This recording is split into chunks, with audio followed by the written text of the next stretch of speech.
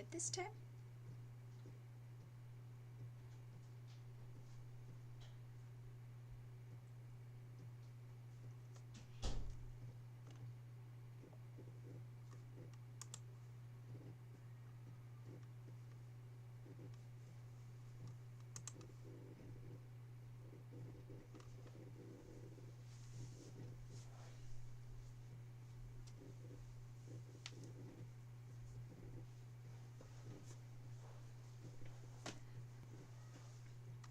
There we go.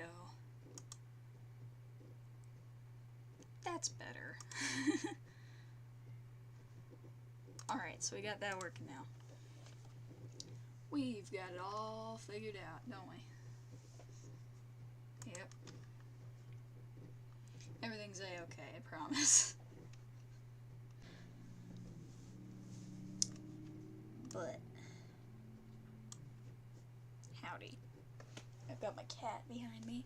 He's been asleep for like an hour. He's so soft. I love that about him. Anyway.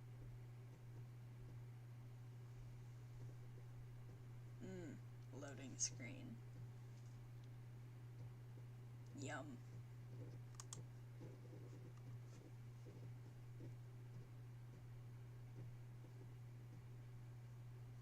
Don't mind my hair. I have no idea what's going on with it. We're trying. Look. Pick again. Alright. There we go. Welcome back. This thing disconnects so often. It's ridiculous. Anyhow, is the game loaded yet? No. Not even close. Awesome.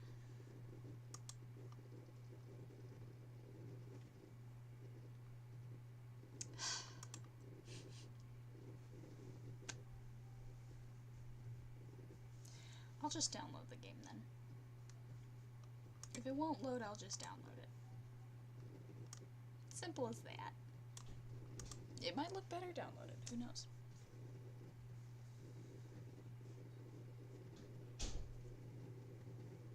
Oh, my back.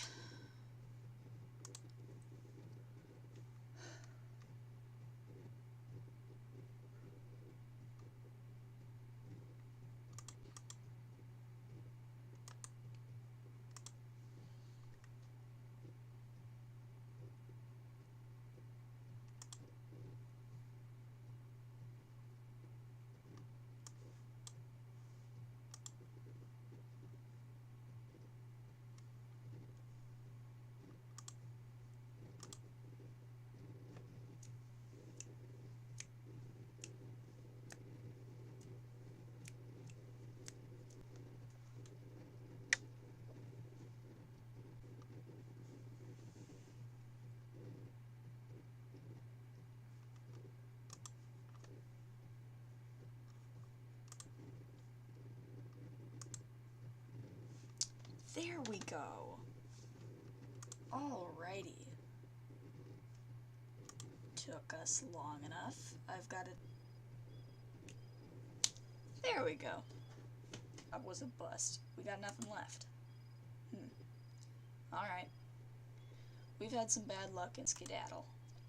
The lookout will go early in the morning and see what we're up against. But I reckon we can bulldoze this burg and have some fun either way. Make sure to bring us back some juicy details, won't you, Tomboy? He firmly slaps you on the back. Laughter fills the camp around the roaring fire. Sounds like you'll be riding at sunup to check the town out. You feel it's best to get some sleep. This is nice. Oh.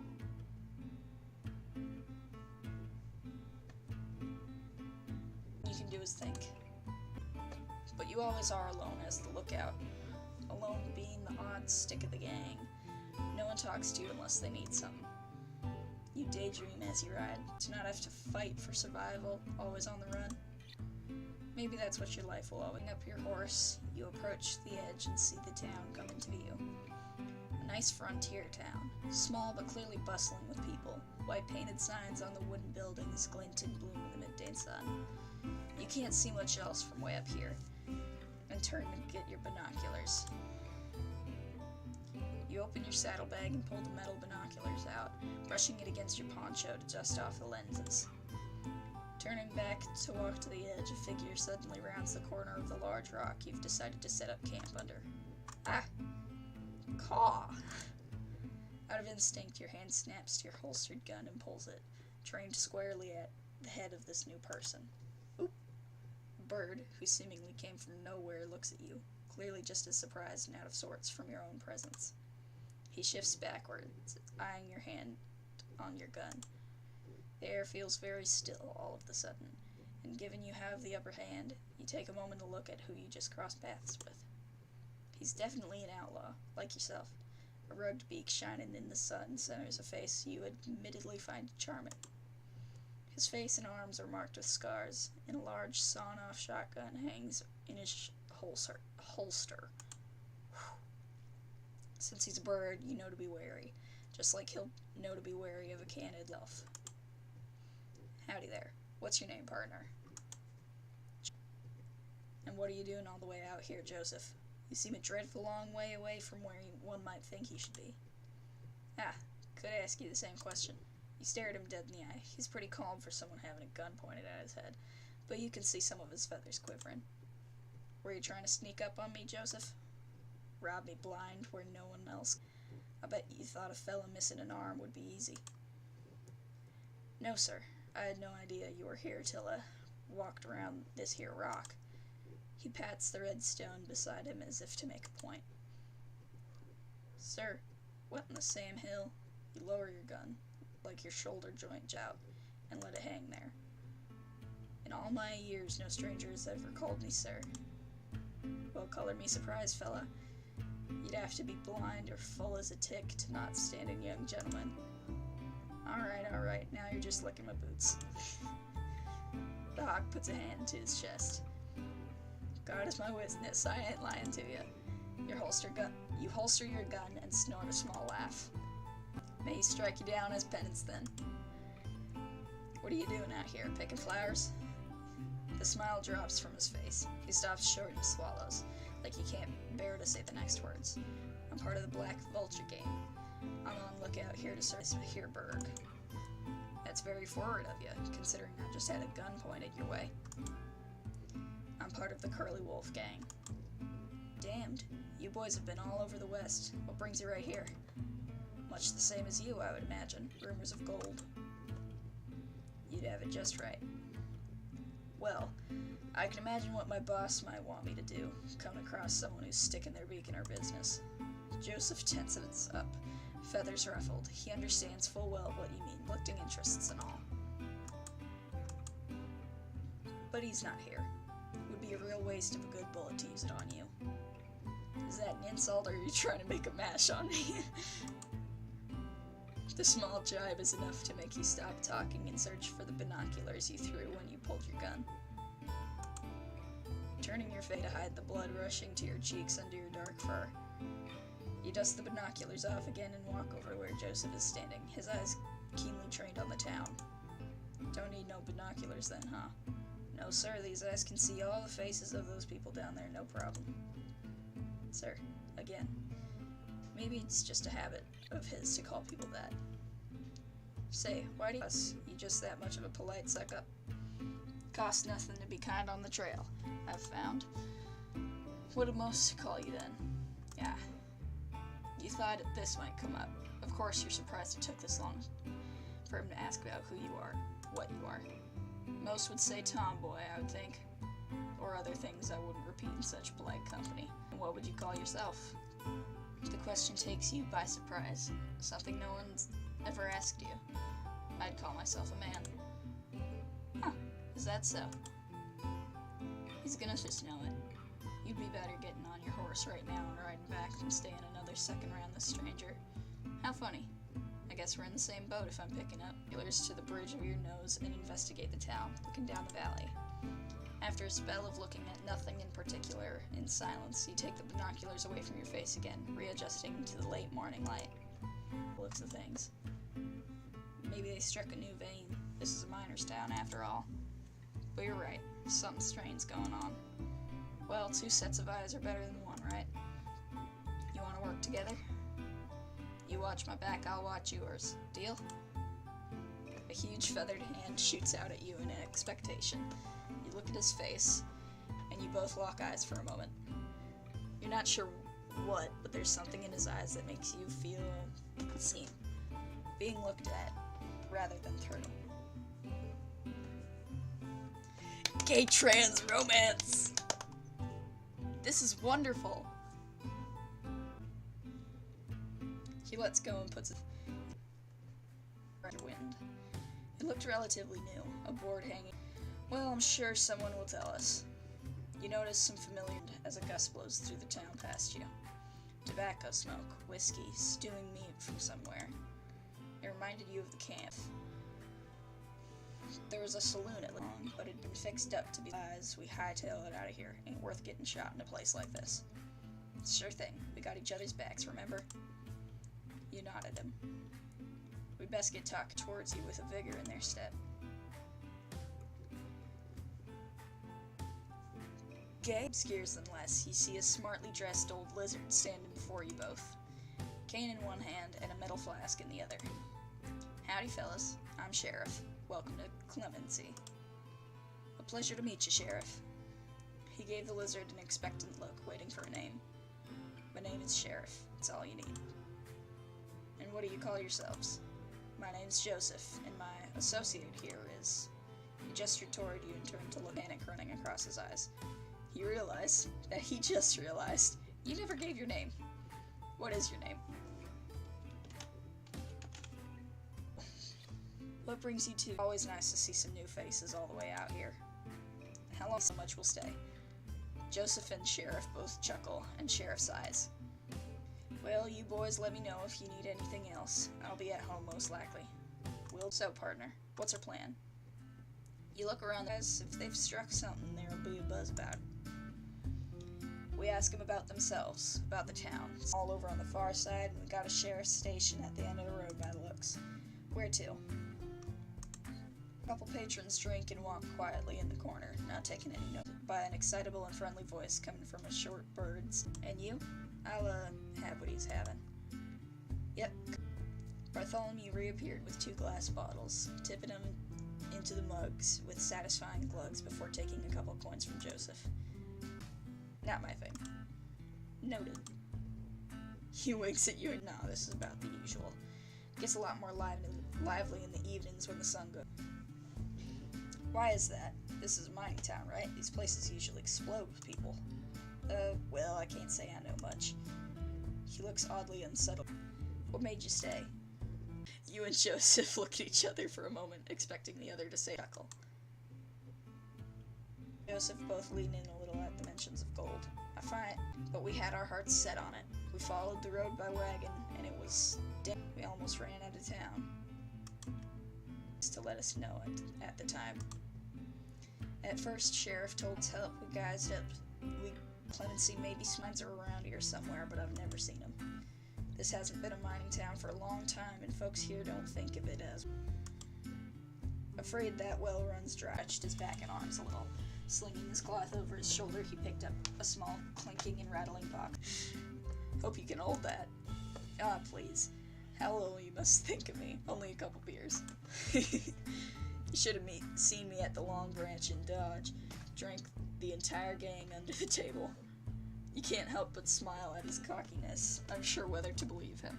You briefly think back on the times the gang had gone to bars. You were always told to stay outside. Don't wander off. A dog on a leash waiting for a master to come back. Staring into lamplit streets and hearing the braying crowds all around you, drunken strangers enjoying each other's company as much as their liquor. At first they told you it was dangerous for you to stray too far. Then they started telling you to stay outside after you'd be beaten the teeth out of a guy in an alley who you knew had been staring at you. Couldn't have you causing them needless trouble. Off so soon? Bartholomew re-emerged into the bar, looking expectantly. Well, don't be a stranger, strangers. You're welcome to come back later when the bar's more lively. My husband would love to meet you both. The casual lilt of his words caught you off guard, and you think you see Joseph stumble a little. Failing to get any words out, he just tips his hat and you both leave the saloon, stepping back into the dust and dry desert heat. More gay! More gay!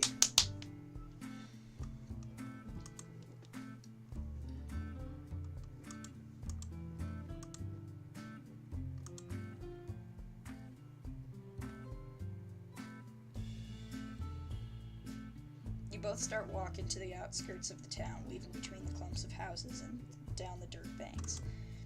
You keep walking on a flat stretch, smooth and compacted from the frequent travels of people. Some townsfolk on their porches wave at you or give a little afternoon as you pass on by. Is it just me, or does it feel like everyone here is nicer than most? Well, maybe, but I ain't complaining. He gives an enthusiastic wave to a small kid shyly hanging around outside their house under the shade. I could get used to folk being nice to me. They not usually? I mean, I'm very far from the gang a lot of the time. Maybe this is normal. Yeah, I suppose I wouldn't know either. You arrive at the large wooden building you'd been heading towards, noting how locked. Joseph walked up the small steps and opens the door with a rattle, holding it open for you. Thank you kindly.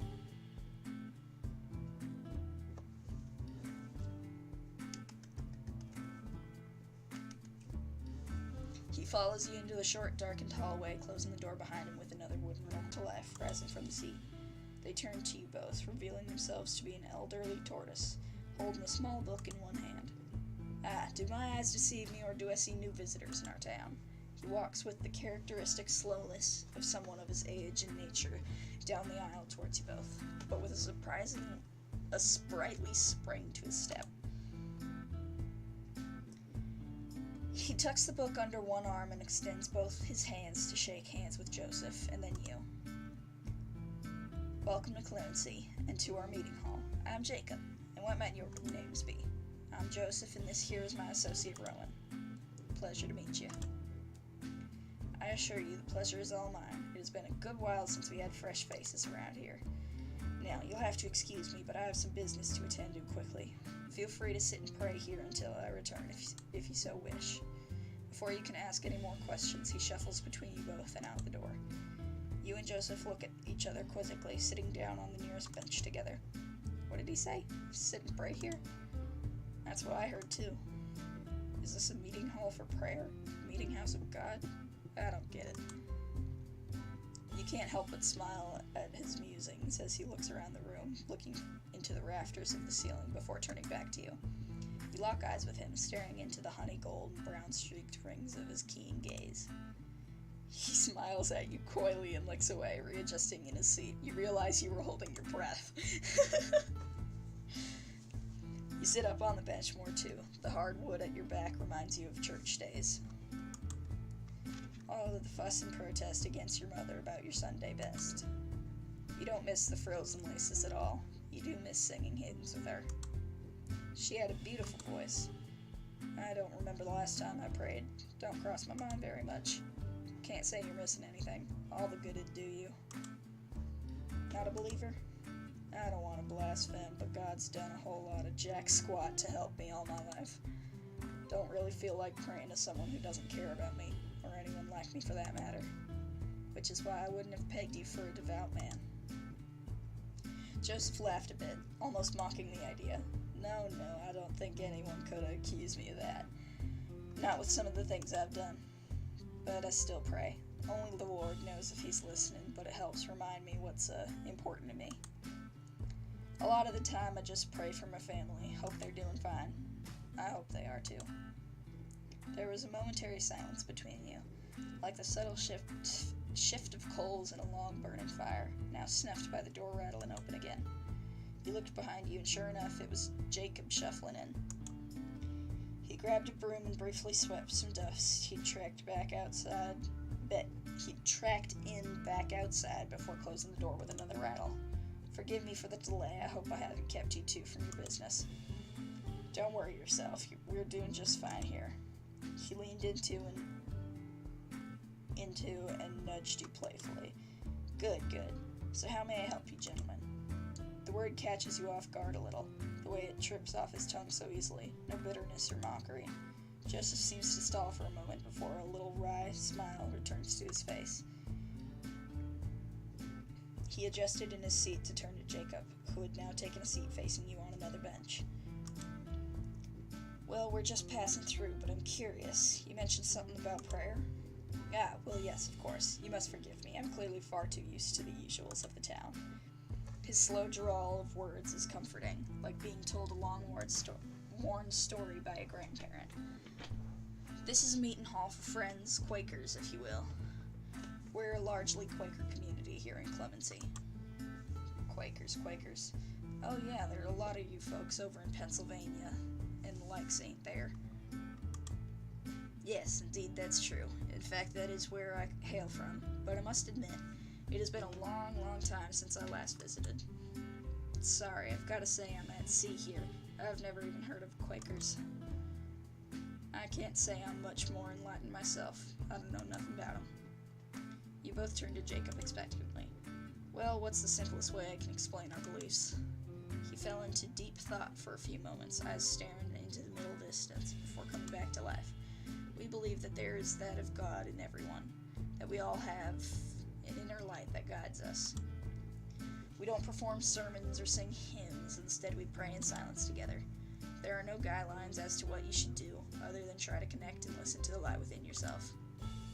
We also very strongly believe in pacifism and do what we can to promote peace, denouncing all forms of violence and the degradation of our fellows who walk the earth within us. It's important to respect the light of God within everyone. That's certainly how I see it. That sounds nice, but well, things don't often work that way in my experience. Jacob smiled wisely, likely having heard the same sentiment many times before. Yes, there's certainly some that adhere to it more than others in the town here, but it's always been an important tenet of our community. So everyone in this town are Quakers? Well, yes and no. Many of us are, but some of us more so just adhere to the same principles and ideals of nonviolence and so forth. Quakerism isn't enforced, but it bonds this community. Huh. Interesting. What about old Sheriff? What about Sheriff? With pacifism and whatnot, it doesn't seem like it'd be easy. Oh, well, yes, I can see how you might suppose that. Sheriff cares about keeping the peace, but isn't solely responsible for it. We all are. It's what made this town so easy to keep going. Me and Sheriff see eye to eye on many things. So you and Sheriff have been here a while, then? Did you found the place or something? You'd have believed it by the tortoise's age. He could definitely be as old as this town. No, you flatter me for that, for I'm not quite that pioneering, but I have indeed been here for a long time. If you'd indulge me, I could tell you a little of my story. Please do. Jacob nodded again, drifting off into thought for a moment before coming back with his words. Ooh, we got another scene change. As I said, I'm from Pennsylvania. During the height of the gold rush, with so many heading west, many Quakers thought it would be of benefit to follow.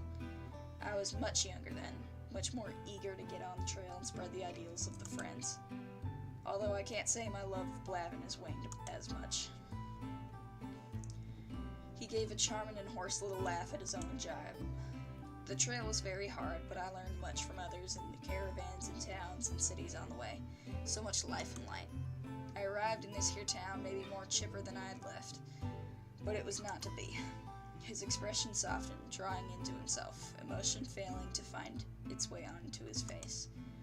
I loathed to speak ill of my fellow man, but when I arrived, this was a godless place. The miners had little care for each other. Be it out of greed or desperation, they were consumed by their need for gold, even those who had had their fill. The whole town was tense and unpredictable. Arguments, even violence, would erupt whenever something valuable turned up. A new vein, gold in the river. They'd do whatever they had to get what they wanted. The night I arrived, they told me of this so-called savages that used to reside here. Very little makes my blood boil, I tell you boys that.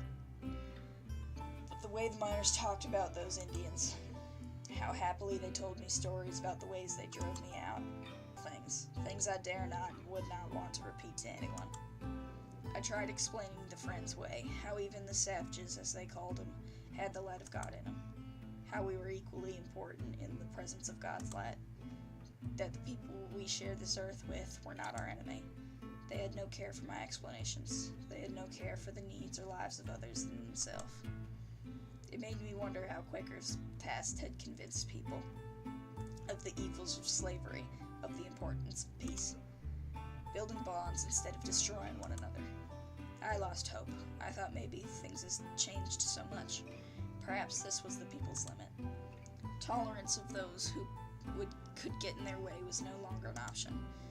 Or perhaps I was just a failure, unable to convince a single soul of giving a damn.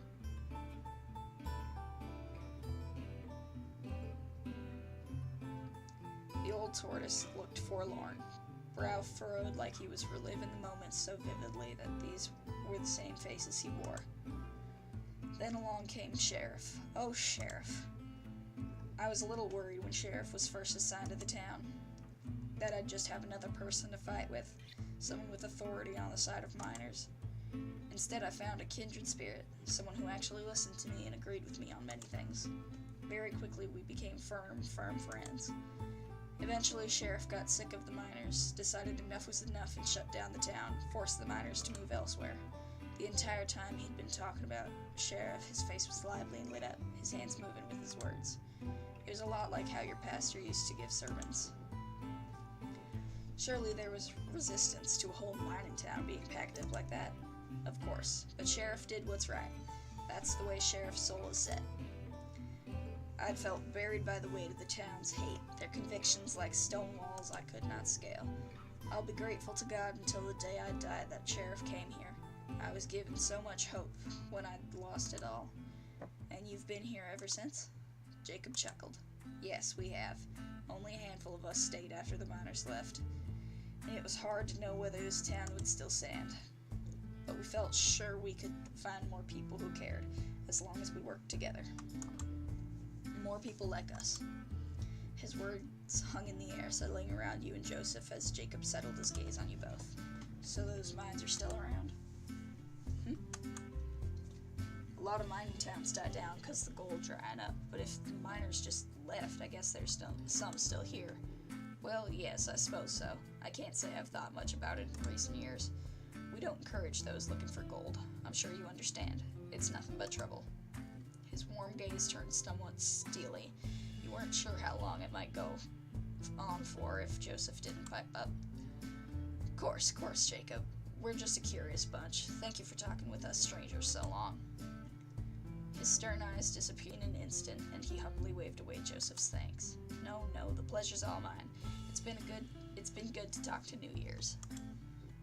If you'll excuse me now, I must get this place tidied up before today's meeting. Yes, indeed. You're both welcome to join us if you'd like. Thank you, Jacob, but I'm thinking we'll be off anyhow. You all stand, shaking off the stiffness from wings and tails and legs. Go well and keep the lad close to you. You both nod and leave through the same rattling doors before, catching one last glance at Jacob starting his chores before you close it. Joseph stands with you for a moment in the porch of the meeting hall, looking off into the town. What you thinking? Well, we know now that these folks ain't gonna put up much of a fight. Maybe some of them, but... And there's definitely gold here, somewhere. Joseph had no real emotions playing across his face, but he was standing much more still than you had seen him before, like he was trying not to breathe. Come on, we've got more people to talk to. He exhaled sharply, the feathers on his beak next to his nose, holes fluttering. Yeah. You walked past the houses and the people like before, but didn't feel like waving back.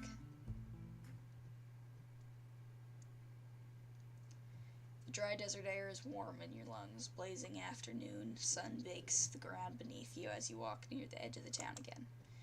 Your throat feels tight, feet sore. There's a gentle pounding of blood in your head accompanied by a familiar piercing ache. Everything seems hazier than it usually is. Thoughts are swimming. You're fine. Just keep walking. You almost bump into Joseph as he stops short, looking around again, searching for anything you might have missed. You look as well, but the sun seems too bright somehow. You look down at your feet to shield your eyes, staring at the tiny dunes of your footprints in the dust. Alright, so where to now? I think there's only one place of interest left. You heard what he said, but it didn't quite stick with you. Yeah, sure. Should we get going there then? Again, hearing, but nothing stays. Your thoughts feel like just caught fish wiggling from your hand. Alright then, let's go. Yeah, let's keep moving. Joseph starts walking away and you follow.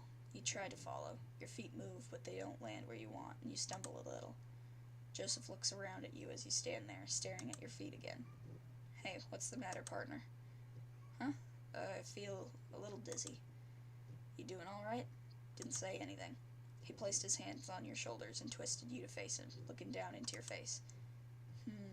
Yeah, you're looking a little sick there. Let's go sit down a spell.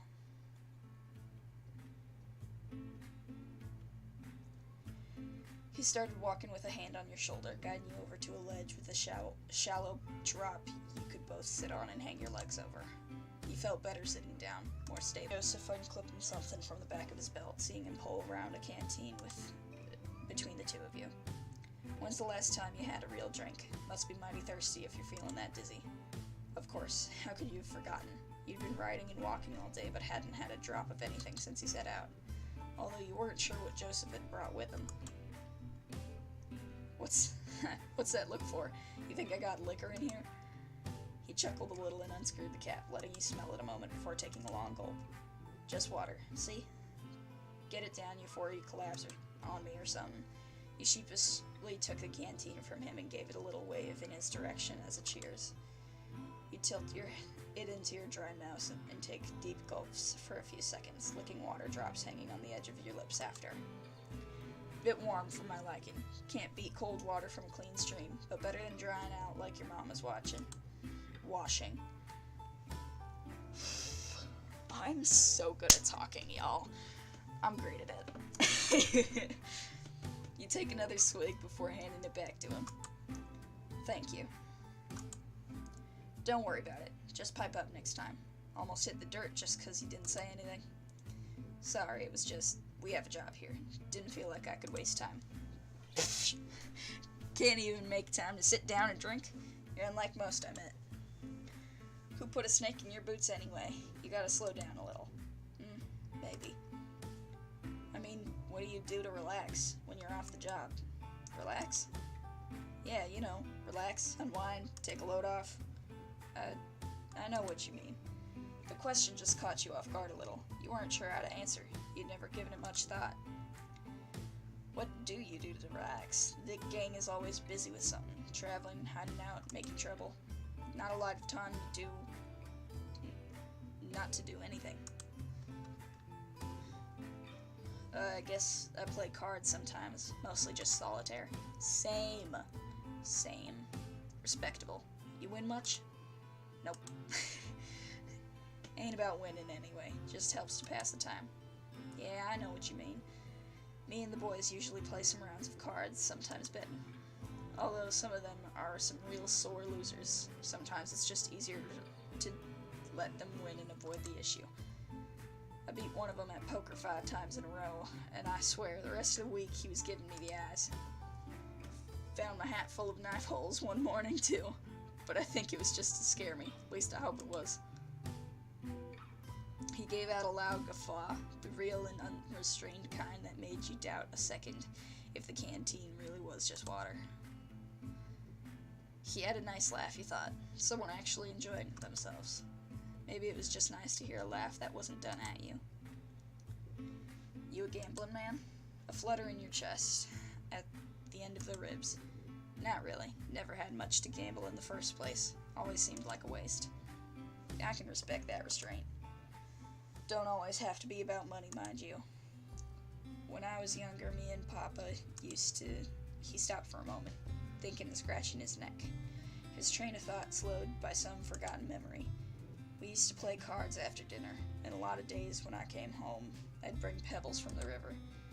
I always liked how smooth and pretty they looked, all sort of colors and shapes, all of them different. We kept them on the mantelpiece, and when we played cards, we'd bet with them. He always won, but it was too much fun for me to ever be mad. I think he did let me win, though, when I was betting big and was gonna lose one of the rocks I really liked. He always knew which ones were my favorite, and never wanted to see me cry. Can't think of any other reason he would have lost to me. Suppose I ought to thank him for teaching me. You weren't sure what to say, so you just gave him a soft smile. Family could be so complicated. He didn't want to say the wrong thing. Oh, you know what? He dug into a pocket and produced a tattered-looking packet in his hand that you recognized to be playing cards. How about some Vintagin? You played that before? And we can bet with, He twisted around himself looking for betting chips. He saw his eyes settle on a small pile of rocks for a moment, but instead noticed a stray feather, barely holding on to the back of his hand. He twisted how he sat to face you better. We can bet on this feather. We'll do a first to 5. You get it if you win. I keep it if I... You swiveled yourself around to sit cross-legged and face him. Didn't know you were so desperate to gamble you'd use your own body. Hardy har. Just thought it'd be more interesting than rocks. Oh well, I thought you were a rock lover. Mr. Rock Collector. Take them on the open road, your own little rock circus. A regular Barnum. Joseph couldn't help but smile, even through his fake pouting at your teasing. I don't know if J.H. Barnum has quite the same ring to it, frankly. J.H.? Yes, and Joseph Harrier, my initials. Oh, of course. So, do you know how to play Vinstenen?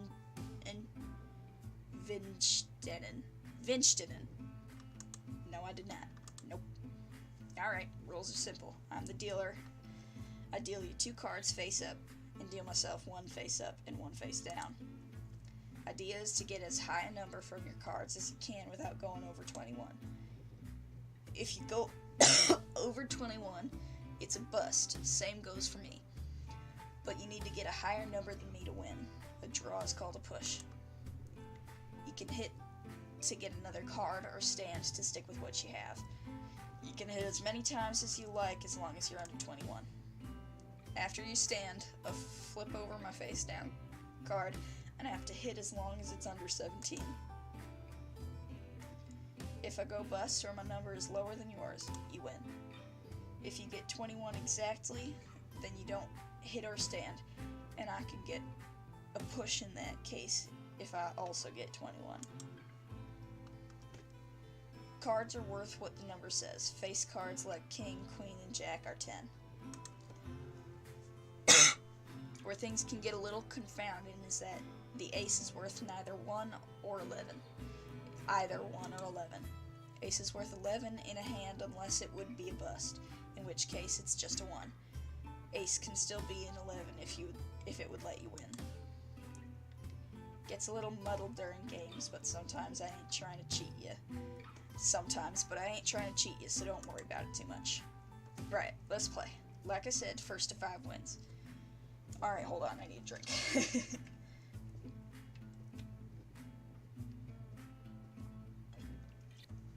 I am really loving this, though. This is such a pretty style. I love the way it looks. The sound is really nice. All of the people who worked on this just did so good. The story is wonderful. You've got the 8 of hearts and the 3 of spades, making your total 11. Dealer's face-up cards is the 9 of spades, making his current total 9. We're gonna hit. Total is now 16. Oof. We're gonna hit again. Total is now 26. Damn it! Your bust. Dealer wins this round. You got the 4 of clubs and 4 of diamonds. Total is 8. I'm gonna hit. total's now 11. Gonna hit again. I'ma stand here. 6 of spades, ace of diamonds. His total is 17. Your total is higher. I win! Yeah! Alright, king of clubs and 7 of clubs, making your total 17. His current total's a 10. I'ma hit. Fuck, it's a bust. I'm not very good at card games. You know which one I am good at, though? War. I am damn good at war. War and solitaire. Pyramid sometimes. Pyramid's a bit more difficult. But war. I am damn good at war. So good at war. Very proud of myself for that. Ooh, total is 18. Do I want to risk it? I probably don't want to risk it. But I might. Hold on. I'm not looking up nothing. I'm actually joining the live from my phone so I can see what y'all are saying. Because I have no clue if anyone's even talking to me. Because some of y'all might be telling me to bet. And I might. I will give y'all that.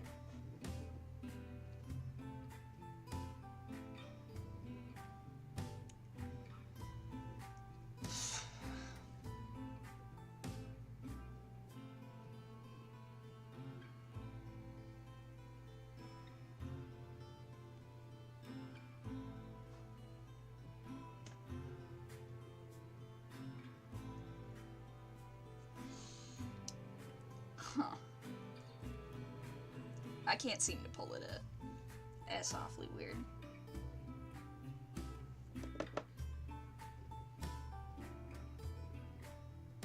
Well, shucks. That really sucks. I gotta get me one of them second monitors. Honestly, I'd settle for a real small one.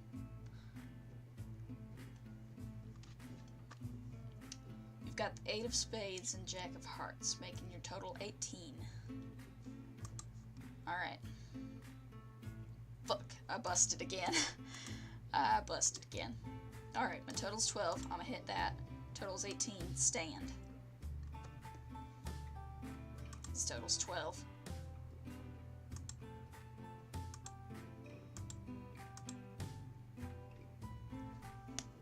Yeah, I'm higher.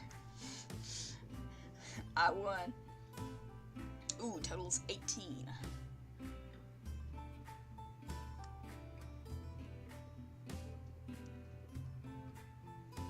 I'ma stand. Damn it. This is damn fun. I will admit that. This is damn fun. My total's higher. Hell yeah. You got 5 hearts and king of spades. My total's 15 right now. I'm gonna hit that. God damn it.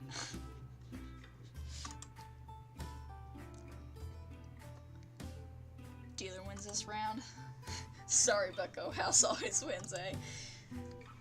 Ah, well. It's just a game of luck. End of the day, well played, sir. He picked up the feather, but to your surprise, held it out to you. Here, take it. But you won. Well, I don't have much use for a stray feather, do I? Got plenty of them anyway. You keep it. You took the feather in your hand, twisting the smooth quill back and forth a couple times between your thumb and forefinger. It was thin and tapered, and the color of coffee. Thick, uneven stripes of cream white ran all along it from the middle. That sounds damn pretty. Actually, that sounds like one I have. Oh.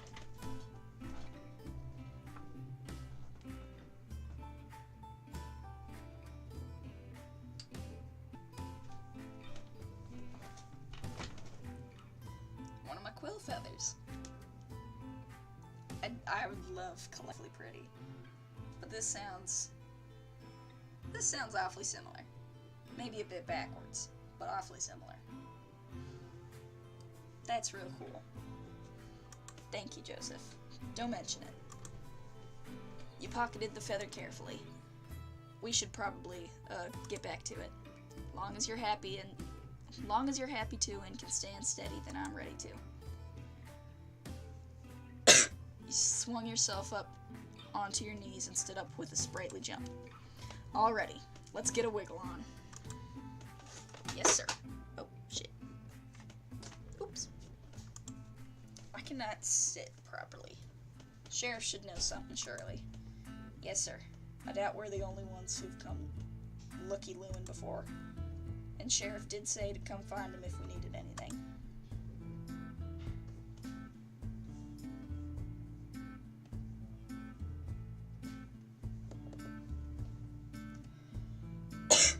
You walk the same direction you saw Sheriff leave, down toward the closest edge of town, through what might be considered to be the main street. Or this town bigger. Sheriff's office is modest, one of the smaller buildings in town, a short square stone block with barred windows and a lopsided wooden floor. As you get close to the squat building, Joseph slows down and raises an arm to your chest to slow you as well. Okay, partner, what's the plan here? You and I both know Sheriff is going to be the most paranoid, owl-headed son of a gun in this burg. We can't go waltzing in there, shooting our mouths off about just anything. Yeah, you're right. All we really need to know is if Sheriff is gonna put up a fight. Somehow I feel like they're not your usual lawmen. You look around thinking for a bit. Two halves of a tattered sign swing in the wind on the chattering chains of the front building. It seems it had said Sheriff once, and the edges of it had the remnants of bullet holes, shattered and charred wood. I say we tell him what's really happening. To call Joseph's face incredulous at that moment would have been an understatement. He scoffed a little out of curiosity, rubbing his chin with a feathered hand and trying to think what he could mean. What are you saying? We admit why we're here, acknowledge the corn? Sort of. I think we can tell Sheriff that there's outlaws coming, and we're worried, about the town. That's a dangerous play. Look, Sheriff is gonna have a good idea why we're snooping around if we don't have a simple, honest reason to throw off the scent. It's easier to lie when there's some truth to it. Joseph rubbed his chin again and sighed. I think so too, but I still can't help to feel jumping walking into the lion's den. You knew what he meant. For people like you, the sheriff's office was never where you wanted to wind up.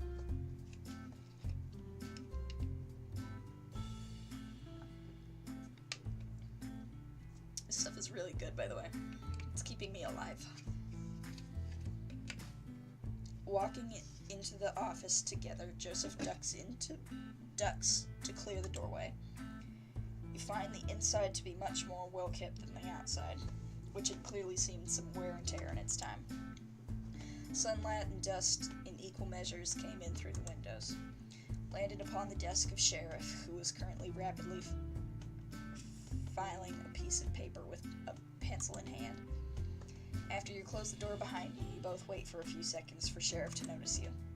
Before you can politely knock on the closed door for attention, Sheriff raises a finger on a pencil hold in hand to ask for a moment's more waiting.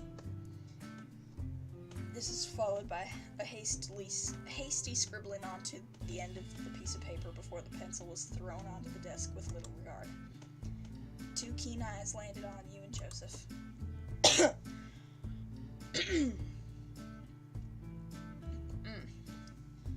I'm just about done for my coughing fits.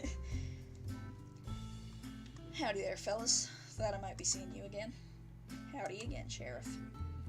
Now, what can I be helping you both with today? Well, Joseph turned to you, locking eyes. You saw the slight wild panic of someone caught in a trap and looking for a way out. Do you protect this town? Sheriff looked miffed, unsure how to respond, like someone had just asked if the sky was blue. As much as anyone else who lives here, yes. What does that mean? I thought you were a lawman. Sheriff regarded you with some annoyance, still seemingly puzzled over what you were asking. I think I see the confusion here. I'm not a lawman. In fact, I'd say I'm not a man at all, or a woman. Sheriff kept looking at you both, trying to gauge your reactions, whether you could be trusted, you guessed. My name is Sheriff. That is the moniker I've chosen, and I'd like you kindly to refer to me as so, or not at all. Joseph tipped his hat politely. Not a problem, Sheriff. Do you run this town, then? That would also be a no. I'm a founder, you might say, but I don't solely run this town. You boys are asking some real strange questions. Is there something I ought to know?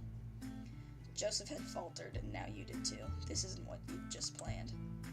You were just saying the first things that came to mind, fixing on Sheriff with a calm pair of eyes, but a shakiness in the knees. Maybe you hoped Sheriff would say something that would change things, change what you both were there for. Before you could fall over, Joseph placed a hand on your shoulder, and you tensed before he gave it a light squeeze, stepping in. We heard from some other fellas on the trail that there were outlaws around coming this way even. I see. Well, you boys shouldn't worry. We know how to care of ourselves in clemency. We don't get trouble around here often, but we make sure to run them off before anything starts. So you've been here a while then? Yeah, ages. How'd you end up living here anyhow? What's the story, you said? You said you're some kind of founder? Don't get it twisted now, I'm not really a founder. I'm, well, hard to explain. I used to be a marshal. Got sent here 30 years ago already? And you liked it so much you stayed. Joseph gives a little bellow of a laugh, but Sheriff's is much more half-hearted. No, well, I wish I could say things back then were as good as they are now. Sheriff stood up, grabbing the cane by the desk that thumped softly as Sheriff started pacing a little through the small office, stretching stiff legs. You boys know this used to be a mining town, right? Of course. Well, I used to be the lawman of this mining town. Greenhorn out on their first assignment trying to keep the peace here. What a joke. The miners had it out for each other. There was nothing but bad blood and gold fever.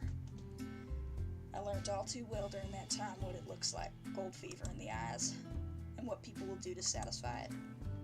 That town was a constant powder keg, and I was only one marshal. Felt like there was nothing I could do. I felt like I needed to do more. I needed to do something to calm the place. I asked the marshals who sent me, they don't give a hoot. If anything, they tell me to keep hands off, let them figure it out themselves, shoot them if they step out of line. That never sat right with me. If there's something you should know about me, about how I conduct my business and take care of this town, it's that I care about justice. Real justice. Not the justice others suck up to, claim to care about. I learned very quickly that the law is not about real justice. Sheriff punctuated those words and said with such a fire, with bangs of the cane on the floor. The law of the marshals is not the justice I recognize. It's why I took on the name Sheriff. I wanted the name for myself. They didn't deserve it. Strange, I know. Thank the Lord. Much good he's done me. That I met at least one like mine in that town. I love these close-up scenes. They're so pretty. Ow. That hurt. Sometime in the winter, we had a caravan arrive in town. People who'd been traveling long across the trail, needing somewhere to stay for a spell. Had some to sell as well, furs and such, anything to help get by. Friendly folks. I enjoyed their company.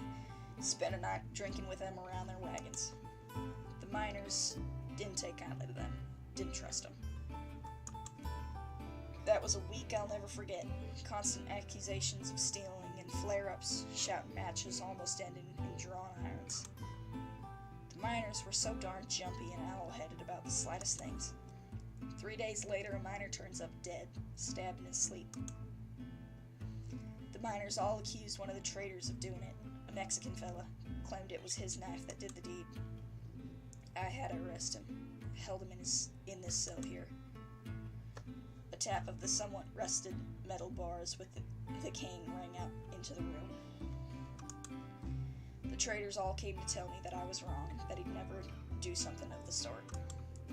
They helped push me in the right direction. I'd already had some suspicions about the miners' claims.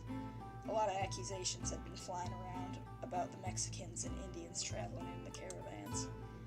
I did little investigating and found that a little investigating and found that the miner had been killed by one of his friends. Another feud about gold, some stolen or missing, and his so-called friend had killed him for it. The miners wouldn't believe it, insisted the man in his cell was guilty.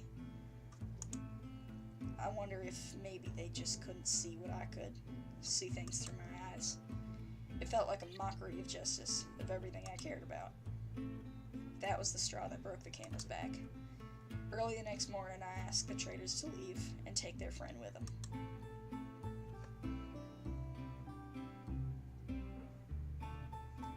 Sheriff notices how intently you both are listening, watery eyes flicking between you both. Anyway, that's a lot of blabbing from me already. Long story short, I kicked the miners out, for the better. Make it sound like it was real easy. How'd you get that many miners to just abandon gold? I did what I had to, and I have no regrets or weight on my soul for it. Really, getting them out, that was the easy part, I suppose. We moved and rebuilt some of the town, further from the mines. We all wanted a fresh start. The years since have been hard, very hard. I don't have this stick because I've been sitting on my jollies and gazing at sunsets. This town may be small, but it's been a lot of work to keep going.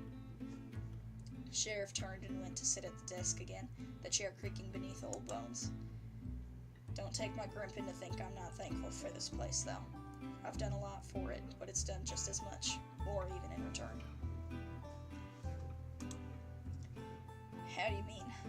I can't say I've ever really had somewhere I lived do much for me. Sheriff sighed softly, looking out the windows into town, a clear view of the cobbled-together houses cascading down the shallow hillside. Clemency has given me somewhere to live. I had many hopes when I chose to stay in this town, to try to make something of it. I've worked hard to earn the respect of those who live here as a person, not as an authority. People here don't see me as an oddity. They don't fear me. They don't mock or interrogate others for how they live. This ain't just a community. It's family. That's good. We're all far from our homes, from the people who made us, but here we can make ourselves what we want to be. A town of runaways who don't got to keep running anymore. Sheriff stared out the window for a few more moments. The sun was a bright golden shine, crossing wistful eyes. Turning back to you, Sheriff pulled back into the desk and got more comfortable once more.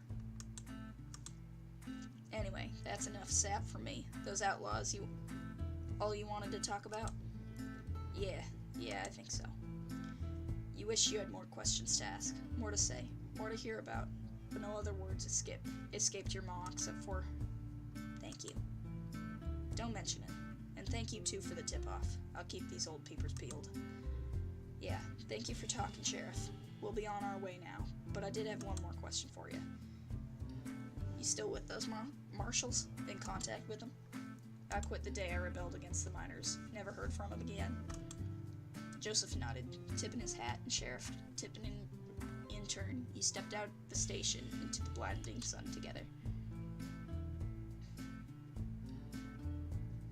Walking back to the edge of town, on the other side from the sign, you now knew Red Clemency.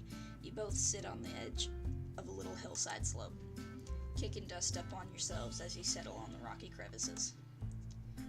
I think that's all the useful places of interest here, unless we want to go knocking on folks' doors asking for gold.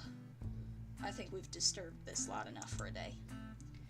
Your resting hand becomes restless as it brushes against some dried desert grass, entwining it between your fingers, slowly pulling it from its roots. So what did we actually figure out? Everyone here is kind and mostly defenseless. I think pacifist is the word. You tug more grass up into your hand. They can maybe fight off some bandits, but no officers are gonna come help, and they ain't gonna do much good against a whole gang. And there is gold here, somewhere, in some forgotten mines no one's seen for decades. Well, it's gotta be around here. This is a mining town, for Pete's sake. How far could it be? You shrug. Sheriff said the town was moved. The mines could be anywhere now. Maybe it really was just rumors. Maybe there's not really anything to find here.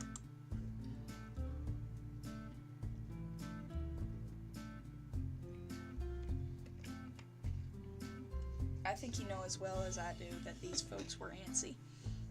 Friendly as well, but gold gets their hackles up. Someone has to know where the mines are. You knew he was right. You knew how to read people well enough. Joseph stood up, gazing out across the landscape of the town and beyond, searching towards the horizon. Gonna use those specialized yours, bird brain? More use than you chasing your tail nut. He looked at you for a moment with a smirk, and you smirked back. You rolled the grass in your hand between your fingers, squashing the reeds off of it together, dropping seeds in the sand. I can't see nothing. Goddamn sun in my eyes ain't helping neither. I don't know if Bartholomew would help out. He was maybe the most friendly one of the bunch. Sheriff didn't even talk about the gold, because Sheriff knows how to keep the town safe. You look up at Joseph, his puzzled face squinted in the sun, looking down at you. Looking back out into the desert, the sun sits between two rocky outcroppings in the distance, a light bulb plucked from the sky by unmoving fingers. It'll start getting dark soon. Sheriff knows where the mines are. Bartholomew said he never saw them, and Jacob was never a miner. He had no reason to go to the mines. What, so he never saw them? That don't make sense.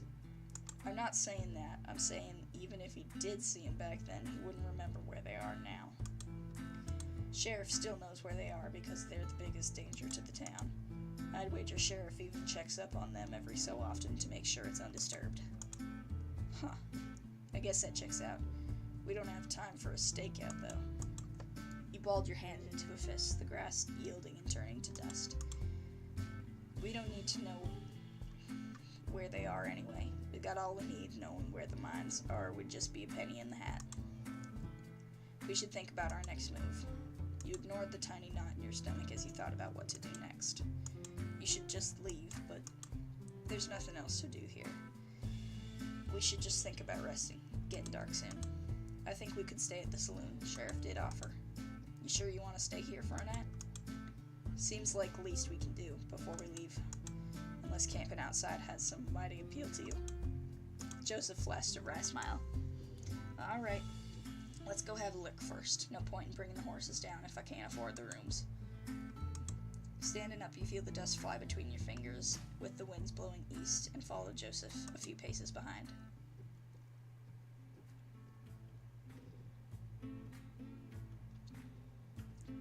You walk toward the saloon again, looking forward and having somewhere to rest.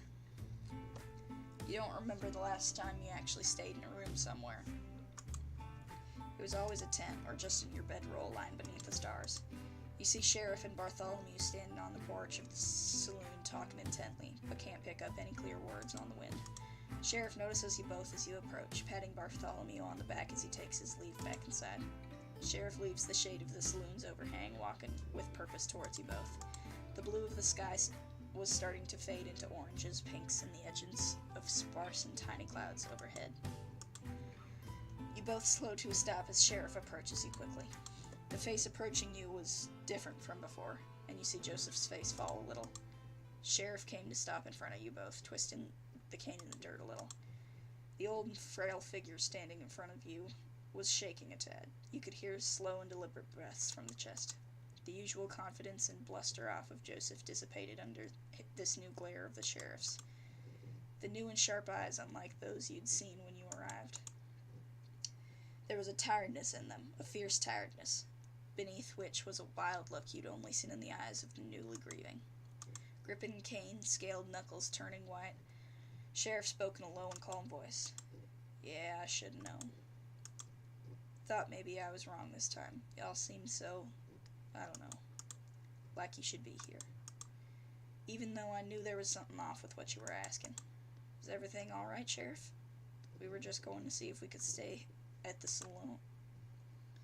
Sheriff slammed the cane into the dirt with such force you feared it might crack the earth beneath. You know damn well things are not alright. I had a little chat with my friends around town, talking about the newcomers, what they'd been asking about. Just passing through town, give me a break. I should have known it was too good to be true. I know when I see the gold fever in them eyes. We're not here to cause trouble, Sheriff. We'll be on our way tomorrow morning. Really now? Well, Sheriff reached a free hand behind and pulled an old revolver to point at you. I'm gonna say this, and I'm gonna say it once. I made a promise to protect this town and the people who live here, that I would do what was right by them. So both of you are gonna turn tail and leave right now, and you will never come back. And if I ever see either of you heading this way again, I will shoot you dead before nary fur or feather crosses that town line. You stood still next to Joseph, a small fear taking hold as you feel the wind might knock you off your feet. Understood, Sheriff. Joseph started walking away, not stopping for you even as you stood there a moment longer just to say one word. Sorry. You knew that didn't make up for it, but it was all you could muster from your tight throat. You turned quickly and walked away after Joseph with your head down, staring at your feet as they rhythmically sped one after another through the dust tracks of a town you couldn't come back to. Oh, that's sad. I wanted them to stay there, give up their games. The climb back out of the valley was quiet. The wind was the only noise to reach your ears, no words coming to pass between you and Joseph. Only the occasional meeting of eyes when he looked to make sure you hadn't fallen behind. Those eyes, that face you had grown accustomed so quickly to having at least the hint of a smile resting, was devoid of much emotion at all. He wasn't thinking about it, you felt. But to not think about it meant to not think at all. And so he didn't, his limbs carrying him up the path, but no one was home. You understood, of course, as much as you'd like to not think about it either. You couldn't ignore the small dread in your chest. Like it was in the cavities of your insides, sleeping around in between your organs, a creeping tar. Not a suffocating tar, just making you feel heavy, dense. If you stopped walking now, you didn't know if you'd start again. The sun was starting to dip into the horizon when you reached your original meeting spot at the top of the cliff. Both your horses lying in the long shadows of some rocky mounds, your own shadows stretching across the sand as you go and tend to them. You both hauled your bedrolls off and started to unpack them, giving the horses some water and sorting through your belongings. Still without a word, a camp for the night quickly formed between you as you worked. Joseph had brought a thin metal stand with him to hang the cooking pot over, and gently tossed you his book of matches as he erected it. You struck the match in a familiar fashion, placing it in the middle of a dried assortment, blowing gently to encourage the shy flame. Lifting your head back up from the budding fire, Joseph was having a little issue getting his stand to, stand. His face was still the same neutral, empty face from before.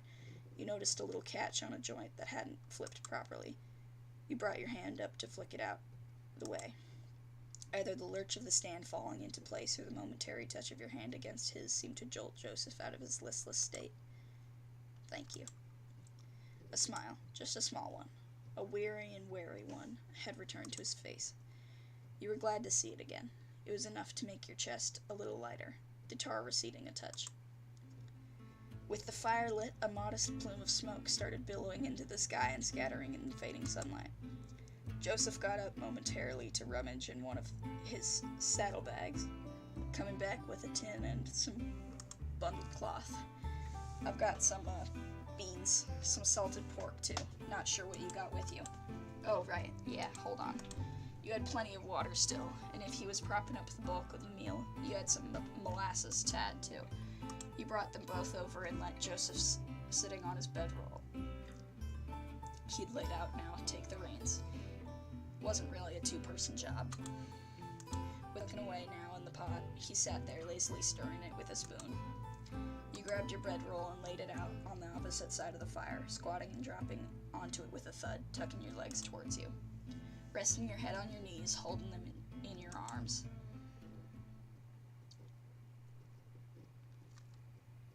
Oh, the art is so pretty!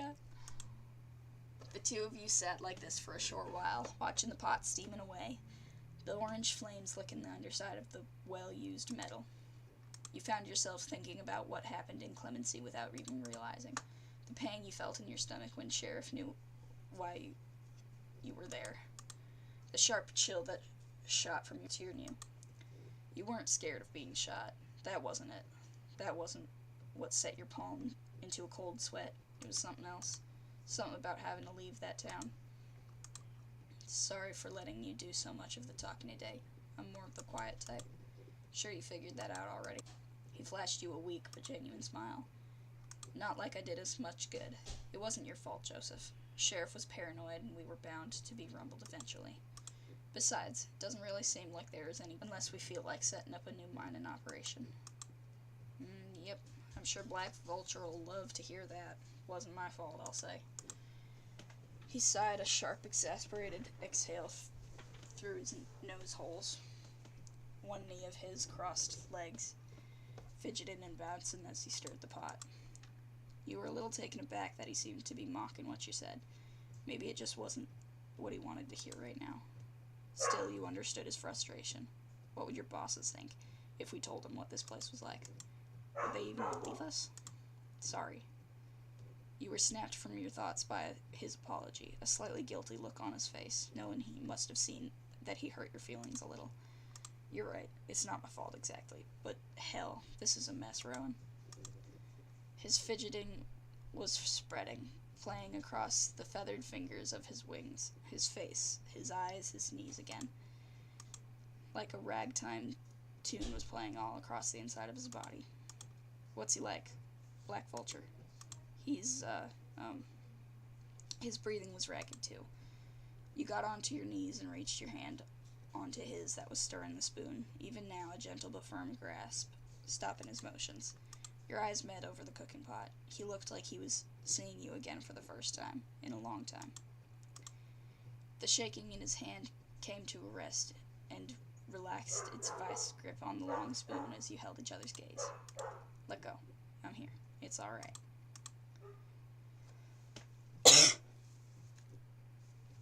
Homoeroticism. He nodded a few times, taking his hand away and resting on his haunches, stretching his legs out. A few moments passed as Joseph regained his calm, laid-back demeanor. One leg still bounced a little, a quick rhythm, tapping a dance hall tune. Le horse! Ah, horse! I love horses. The sun was almost gone now, the last dregs of its light in the desert turning everything in the distance a single dusty red. You could see the stars now as you looked to the sky, the light continuing to fade, more and more points of light dotting their way to the east. You turned your eyes away from the sky when you heard the sound of a penknife flicking open. Oh, don't mind me, none, just doing a little preening. He started taking the knife gently to his wing, very gently. He seemed to be scraping away older feathers while also opening new pin feathers scattered across the wing, in motions almost like shaving. Forgive me if I'm talking out of line, but why don't you use your beak for that? Well, Mama always told us you don't use your beak for things around anyone other than family or lovers. It ain't polite. He seemed a little sheepish admitting it, like it was an uncommon quirk of his family. You asked about Black Vulture, yeah? Don't you know the stories already? Yeah, but those are just stories. I know what it's like riding with someone with a few tall tales trailing behind him. Joseph snorted a little, still making his way across the wing with his small knife. Yep, that sounds about right. Pretty sure some of the more flattering ones I've heard were left behind by the vulture himself. You settled on the side of your legs a little, getting more comfortable as you kept stirring the ever-cooking pot. Where to begin with the man himself? Jeez. He's a real piece of work, that one. I can tell you that much for sure. He's a city slicker that considers himself a cowboy, even though he hates getting his boots dirty. Acts all gentlemanlike and such, a real flannel mouth. He'd charm the pants off you if you had something you wanted. When he's got what he wants, he jabbed the knife towards you pointedly. He'd stick you in the back and twist it hard to hear you cry. He turned the knife back to preening. He's a terrible shot, too. There are some stories that he could shoot the cap off a bottle without spilling it from 50 paces. But he ain't the sharpshooter. Never. He's almost as bad a shot as me. Got someone else for that. See, that's how you run in this posse. You make yourself indispensable. He tapped his knife on the ground through the word to make his point. His gang is on the smaller side, but they're plenty loyal. They need to be. There can't be anyone else. You're loyal then? I'm the eyes. I'm useful. I get on good with a lot of them, and Black Vulture keeps me around. Win-win. You understood. What he was saying, what he meant, what he really wanted to say. You understood how it felt to be under that kind of looming shadow. No one for miles around, but don't say anything, just in case. You'd seen what happens to other people. You both had, for sure. Joseph was as far from a greenhorn as could be. He swapped hands and started the knife on his other wing now. So what about Curly Wolf? You said there were plenty of tall tales about him. Split fair with me. You didn't look at him when he asked you. You kept looking at the pot, peeking over to check the beans. This looks about done to me. Joseph stared at you for a moment when you did meet his eyes, and then closed up his knife, kneeling over to look with an approving whistle. Yeah, looks it to me. You laughed a little as his stomach gave a hearty growl, fetching the bowls and holding them while Joseph served you both a big slopping portion. Night had come now, and you both gathered a little closer around the fire and moved the pot stand to the side. You could see him easier now with it out of the way. With the pot lifted, the fire rose, dancing in the wind, sometimes hazing your view, but the blur flitting in and out as you glanced eyes while you ate. Believe it or not, but I ain't the cookie back at camp. Someone else got that privilege. He was clearly joking, but the beans were some of the better you'd had. I would have never guessed. I don't cook that often, but I make some mean donuts from time to time. Oh, you do now? I'll have to try them then. I hope so. He was so selfish to ignore his question. Say nothing about Curly Wolf, so rude of you. You weren't raised like this. You couldn't, though. Ever. Or more like you didn't know what to say. How many years had it been now? Sorry, I should have said something when you asked about my boss. I get it. No, I mean, of course you do. But it's also that when I said I was the quiet type, it's more than that. If I'm shooting straight with you, I don't remember the last time I heard my own voice before today. At the camp, I might say yeah or no, but I don't really talk. And when I'm away on a lookout, there's just no one to talk to. I don't want to talk to myself and just be reminded I'm alone. I've never talked about him. I wouldn't. Joseph looked straight at you. Even into you, it almost felt like. You could see the fire between you and his eyes, flames fluttering across the irises. The amount of eye contact is astonishing. I can't manage that. The intensity of his look gave way to something like relief. Nah, don't worry about being a quiet one. I think it's part of your charm. Oh, shit. Shart. Is there a way to go back?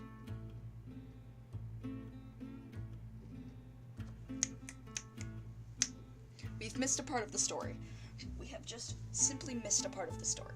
Oops. Besides, guys back home are always telling me to shut up. Not that I give them the satisfaction. Change things. Same horse shit regardless of whether you make a fuss. You sighed. A long sigh. What words could you even... Curly Wolf is a bad egg. I think sometimes he was born like that. I know he can't have been, but I don't know what godforsaken things happened to him to turn him into what he is. Meanest, roughest bastard you'll ever have the misfortune of meeting.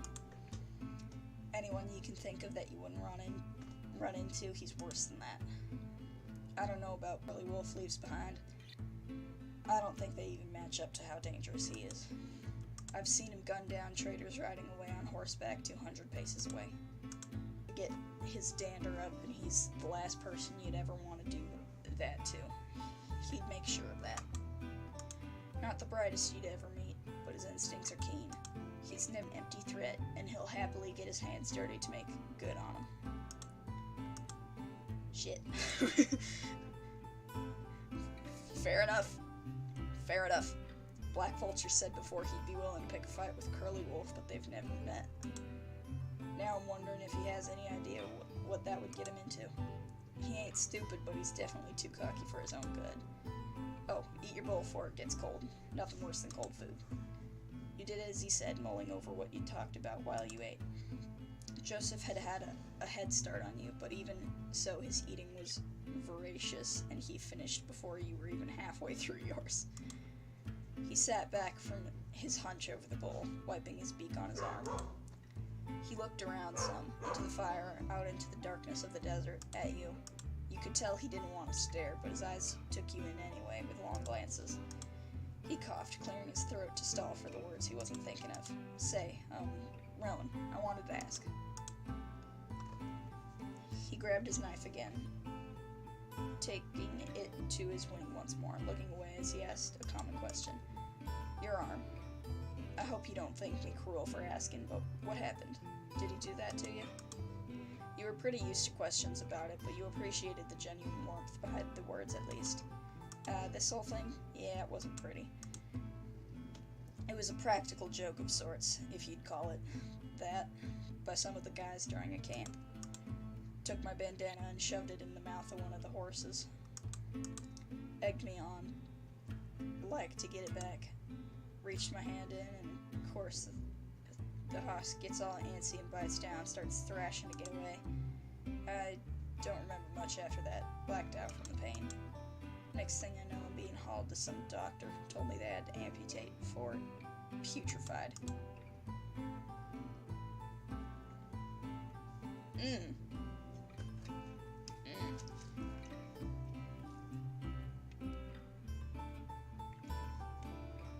I don't like the word putrefied, because I know what that means, and I don't like it. Ugh, I can envision that. I'm gonna stop. Joseph had stopped preening at this point, looking at you with some real watery eyes and a soft expression on his brow of both anger and horror. Got the bandana back, so, win some, lose some. I'm sorry. Nothing to be sorry for. Long time ago. You just live with it. Full and finished, you set aside your bowl, taking another appraisal of your surroundings, looking up to the sky and its carpet of stars. It was quickly starting to get cold, so you got up and went to your horses, fishing some blankets out for them.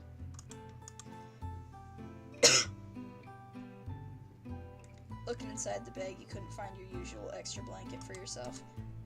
Shit, must have forgotten to take it before you left. You spied your binoculars in there. You took them and walked to the edge of the cliff again. You were about to put them up to your eyes when you realized you didn't need them to see what was happening in Clemency.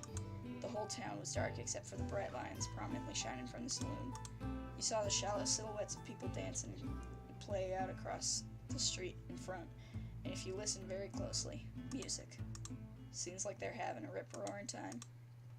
Yeah, I wondered if they would do it tonight, like Bartholomew mentioned. Why wouldn't they? What have they got to be worried about? His voice was a little cold, blunt, ice cubes in a drink bumping your teeth as you sip. Out of all the towns I've been kicked out and run out of, this is the only one I'd want to come back to. This place ain't for us. We're trouble, Rowan. We're no good for these folks. Tomorrow we'll be gone. We'll tell our bosses we didn't find anything, and if we're lucky, they'll just go on their way. Maybe in another life we could have gone back there. It would have been nice. But this is our life, our only one.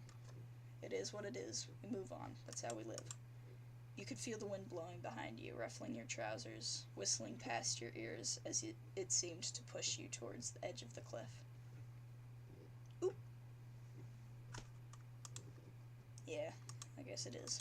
The wind kept howling, picking up and dying down, whistling off of the valley and kicking up clouds of dust around the buildings down below. Curly Wolf was going to ransack this place, even if they don't have anything.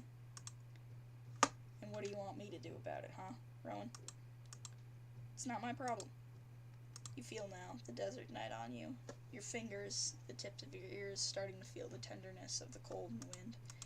You were shivering. You shouldn't have talked back to him. You knew how that always went. It never ended well. You just made him feel worse, like it was his fault. Why should he have to listen to your stupid concerns? It was your shit to figure out. He owes you nothing. You just met. You don't know each other. If it weren't for convenience, you would have shot each other hours ago. You heard the sound of shuffling behind you as he got up. He started walking towards you. Here it came, as he knew it would. You tense up as he approaches, closing the distance, expecting the due anger. closing your eyes when you feel him at your back, ready for the blow that's coming. You flinch when you feel a weight around your shoulders, a squeeze of them to what you expect to hurt, but is so tender it couldn't possibly. Opening your eyes, you see a thick blanket draped around you, down to your knees. You looked cold. Don't want to get consumption, just standing there. You know how cold the desert gets. You dropped the binoculars gingerly by its strap to the floor, now clasping the edges of the blanket with your hand tighter around you. You could feel how cold your fingers were just below your chin, almost numb. How long had you been standing there for? I'm dreadful sorry.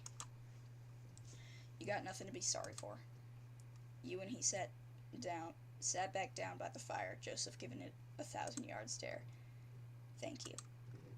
Nothing to it. Get warm. You pull the blanket tighter again, the desert chills still sweeping underneath. Are you not cold? I've been around the fire all night, haven't I? I'm fine. He's lying. You can see his feathers twitch and shiver, but he's trying hard to hide it. You wonder the truth of what he said, too. That we just had to move on. Standing up with the blanket, you walk around the fire, standing over him a moment as he looks up towards you with wide eyes. You sweep the blanket around him and sit down, shoulder to shoulder. You were right. He's definitely cold, but a lot warmer than you'd imagined.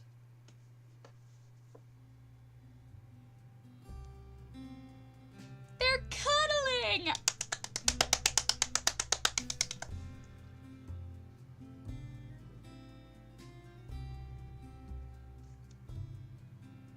This is great. I told you I'm fine. Don't give me that blow, tough guy. I know you're not. He looks like he's going to say something, but shuts his beak. He suddenly seems a lot warmer. I'm sorry, I didn't mean what I said. I know, that wasn't the fella I've been around all day. I'm just scared. He nods softly, as to be almost unnoticeable. Yeah, more scared than I ever been. Together you huddle, bringing the blanket tighter and tighter and moving closer to each other. He smells like the desert, dusty and sweaty. Why is this so warm?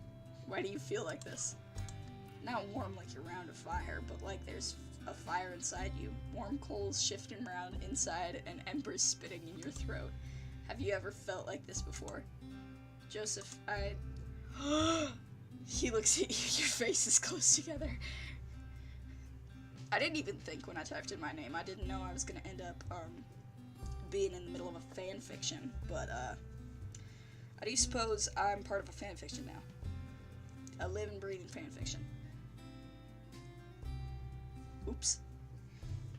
You lean your head into his shoulder, staring into the wild dance of the fire. I haven't met someone like me before, or someone like you. You're extremely kind, even to a stranger like me. I wish I could know you more than these few hours. I know I have to ride back in the morning, but of all the hopes I've hoped, the strongest is that I could just stay here. That the sun would never rise. I don't want to go back. You stay clinging to him. After a few moments, he pulls you tighter. I have to say, I feel the same way. I can see in you someone who's faced so many hardships. Someone who deserves better, who's worked harder than any of the lumpsuckers back where you've come from. We're a couple of queer fish in a barrel, I'd say. Lord knows how we found each other. The sun will come up again and we'll have to go our separate ways. We don't have another choice. I just wish it wasn't so. I wish. You lift your head to look at him, but he just gives you a look and turns back to the fire. What are you thinking? He sighs wearily, like he's been asked to carry the world on his back. It's a flight of fancy, that's all. It's not realistic. You look at him curiously, catching his eyes. He looks at you almost for approval before he thinks about what he wants to say. I wish we could run away. That's it. Two of us, far away from everyone and everything. Ride east till we know no one's chasing us. That sounds nice. You both cuddle for a little while longer, sitting close and resting your heads together. The thoughts of running away tick over in your mind. Is that what you want? As if he could read your mind, Joseph asked, what do you want to do? You thought more. No one had ever really asked you that. And even so, you knew what you wanted to say. I'm tired of running, Joseph. I want to fight. I want to kill Curly Wolf. Ooh! Ooh! Ooh!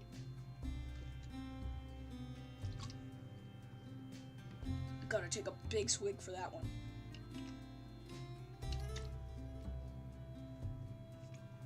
We're getting into the heat of things.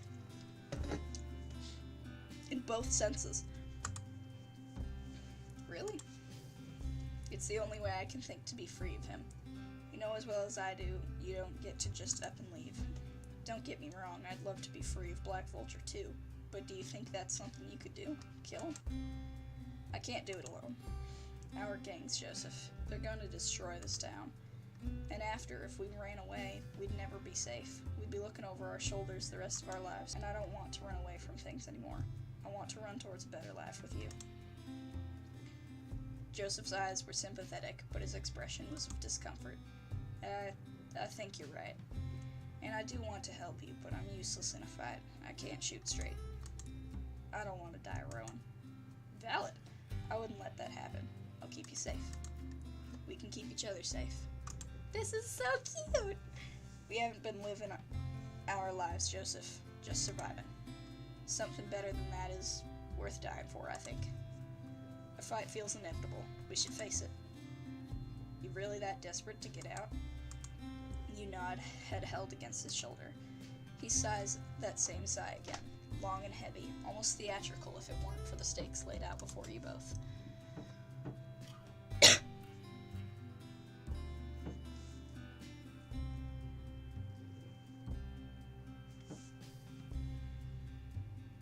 Who's a knock?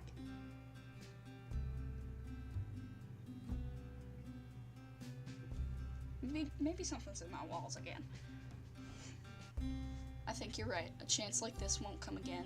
I might even be tempted to call it fate. We should talk to Sheriff again, I think, somehow, if we can. He yawns. I don't know what we're gonna do, but we ain't gonna figure it out when we're bone tired. We should get some sleep.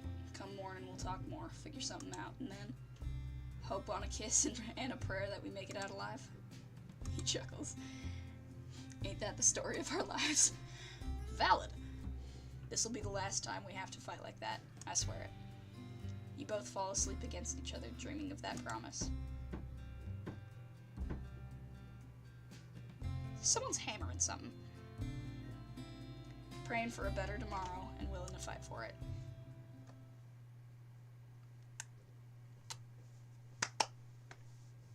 It's a damn good story. Damn good.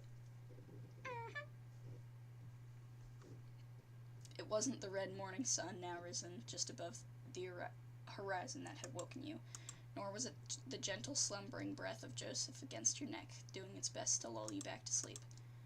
What woke you wasn't even the familiar crick at the base of your tail from sleeping on the bedroll, a stiffness that you couldn't wait to stretch out. It was your thoughts, all the thoughts in your mind, like so many wild horses running of what may come next, what you both had to do. The nights spent on a lookout were better than the sleepless nights back at camp, but you still dreaded the dawn that came after. At least you had Joseph this time. At least you had him for what was to come, you hoped. You could feel one big wing of his wrapped around your stomach, shifting as he started to wake too now, as much as you wanted to keep lying there with him. For just a few more minutes, you knew you had to get up. Coffee wouldn't brew itself.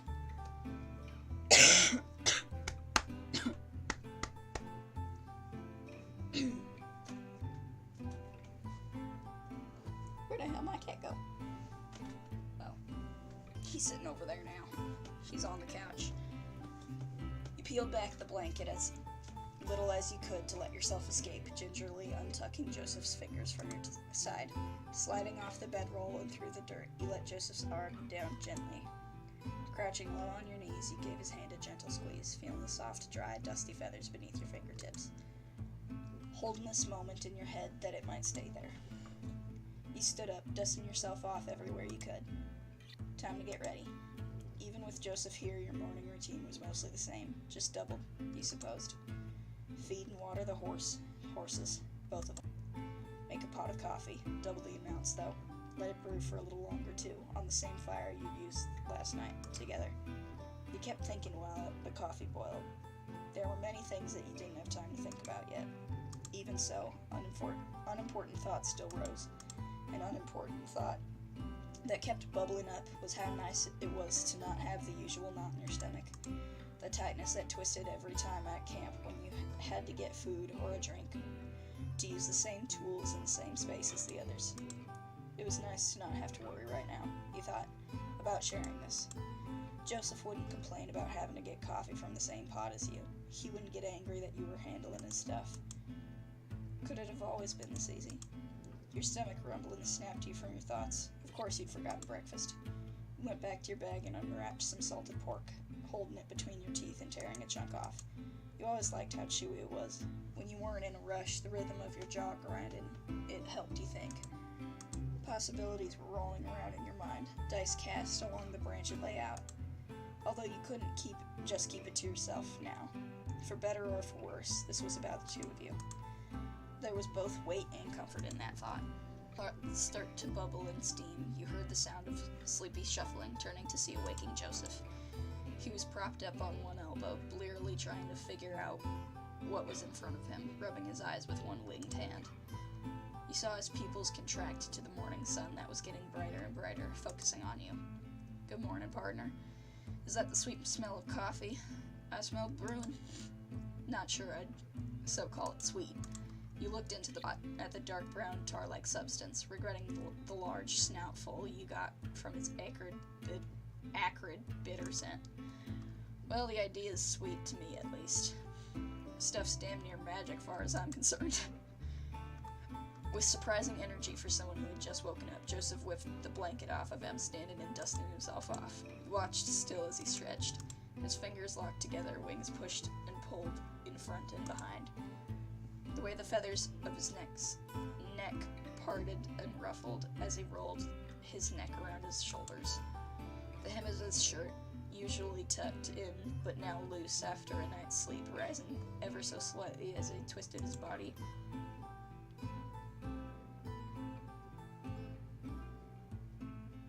Someone's checking him out. He sighed as he finished, wings on his hips, and met eyes with you. What are you looking at? Nothing. Uh-huh. A shy smirk crept across his face as he tucked his shirt back in and walked over to you. What you eating? Salt pork. There's some in my bag if you want. I think I will. Thank you kindly. Can you get some cups too? This coffee looks about done.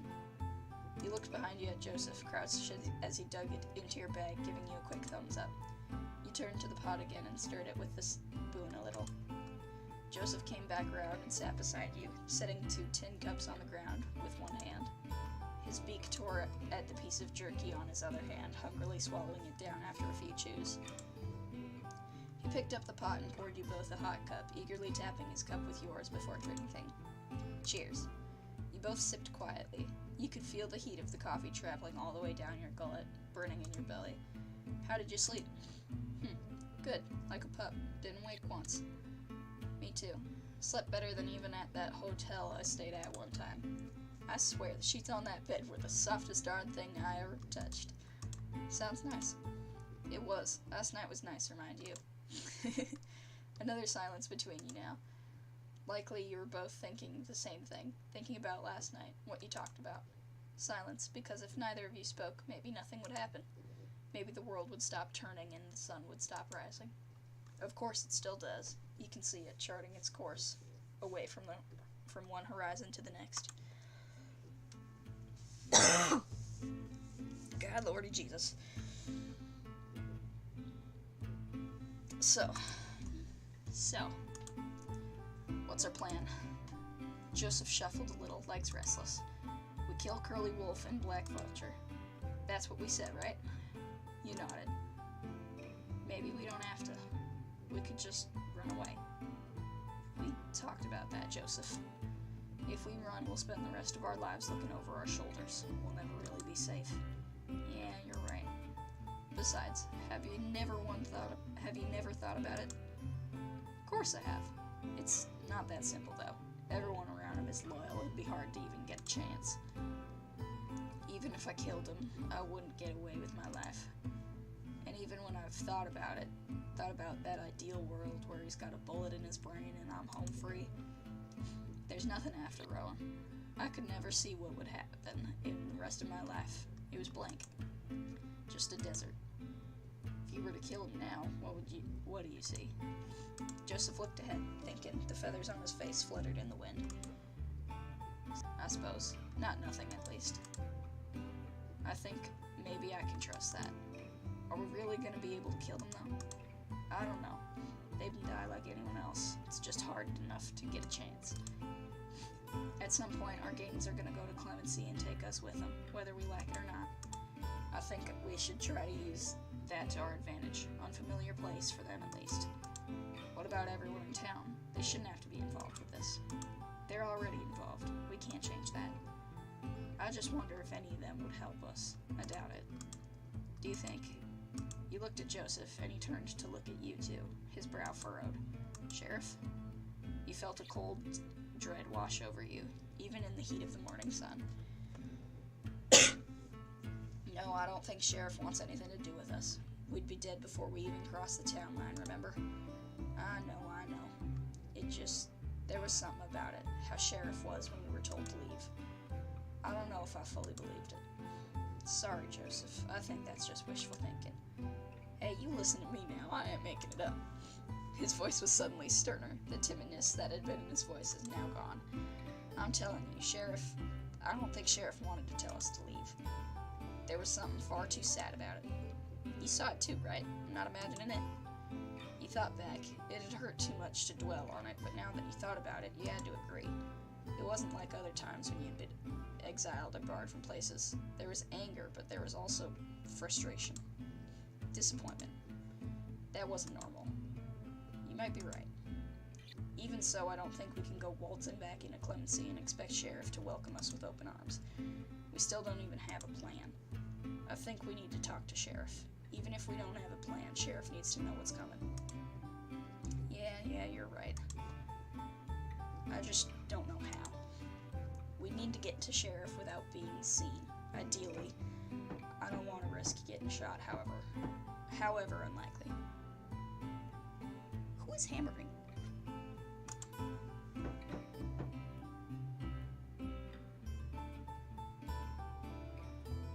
Without being seen.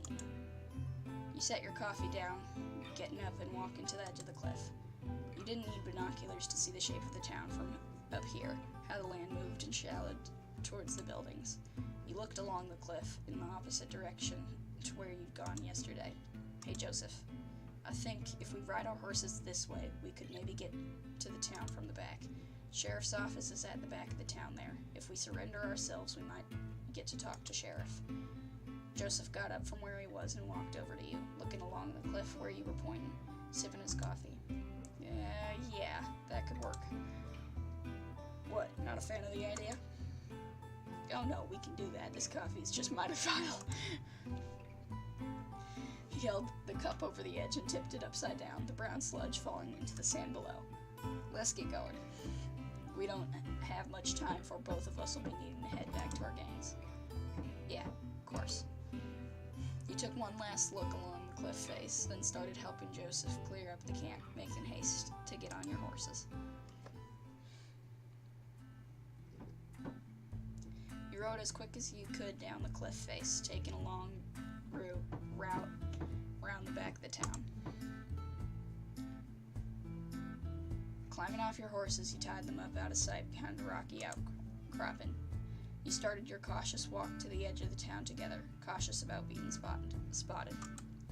Sheriff's office was right in front of you, the squat building backing up onto this side of the desert. 2 square windows were cut into the face of the building, holes in the frame from where bars once were. As you got closer, you listened out for anything that might tell you where the sheriff was. Rhythmic tapping of wood carried on the wind to you from the porch. Carefully, you and Joseph sidled up to the building. Sticking close to the side, you shuffled along the stone wall, cold in the shade. At the edge, you slowly peeked your head out, squinting through the morning sun. The sheriff was sitting out on the porch outside, Looking out into the town, Kane tapping idly on the wooden boards. You hadn't been noticed yet. You pulled your head back and nodded to Joseph, him nodding back in turn. You both drew your guns, backs to the wall, and called out, "Sheriff?" You hear the panicked shuffling of someone getting out of their chair, and the cocking of a gun. "Who goes there?" "It's us, Sheriff. Joseph and Rowan. We mean you no harm." As you heard Sheriff's footsteps coming towards you round the corner, you both put your hands up, guns hanging limply by the fingertips. You stepped back from the building and out of the shade as Sheriff came to face you. "What am I looking at here? Why are you back? Are you surrendering?" "Yeah, kinda. Sheriff, we need to talk. For real this time." "Supposed to believe any collywobble you say now, am I?" "No. We know we betrayed your trust. We lied to you about why we were a danger in the town. We're asking you for a chance to explain ourselves." The Sheriff's brow was furrowed. You could see that even under the tough and scaled skin, a few moments of silence passed between you. Sheriff holstered the gun slowly and calmly, the click of it uncocking, letting you breathe freely again. "Come into the office, then, if we have things to discuss." You gave each other a look of relief as Sheriff turned to walk back. You put your guns away as well and followed the lizard round.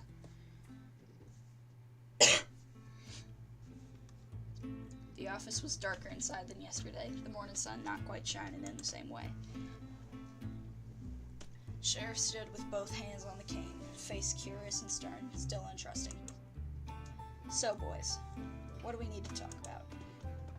You looked at Joseph, and he met your eyes.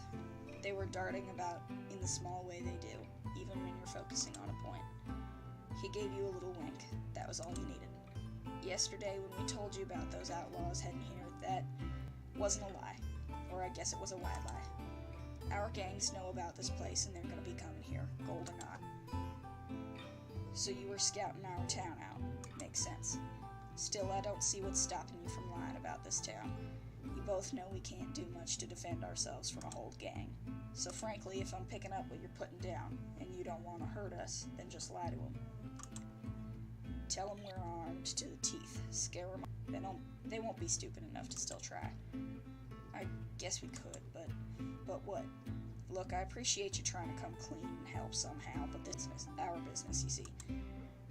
It's not one gang. It's two. I'm from the Curly Wolf gang, and I'm from the Black Vultures. You're from gangs? Well, I'll be damned. You seem so friendly with each other. As Sheriff, we don't want to work for him anymore.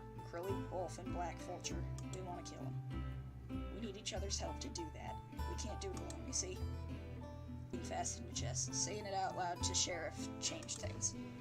Before you could convince yourself otherwise, you took Joseph's hand in yours, squeezing it tight as he stood next to him. Yeah. Besides, there's no guarantee we'd be able to convince them here, even if we did lie to them. We need your help too, Sheriff. The Sheriff's face remained stern, or maybe concerned, you thought. Eyebrow across the eyes, thinking. You boys are sure about this? This is what you have to do? Yes. Yeah. Joseph's hand, ensuring the grip of his fingers interlocked with yours. Psh. Getting a little old for things like this, but alright.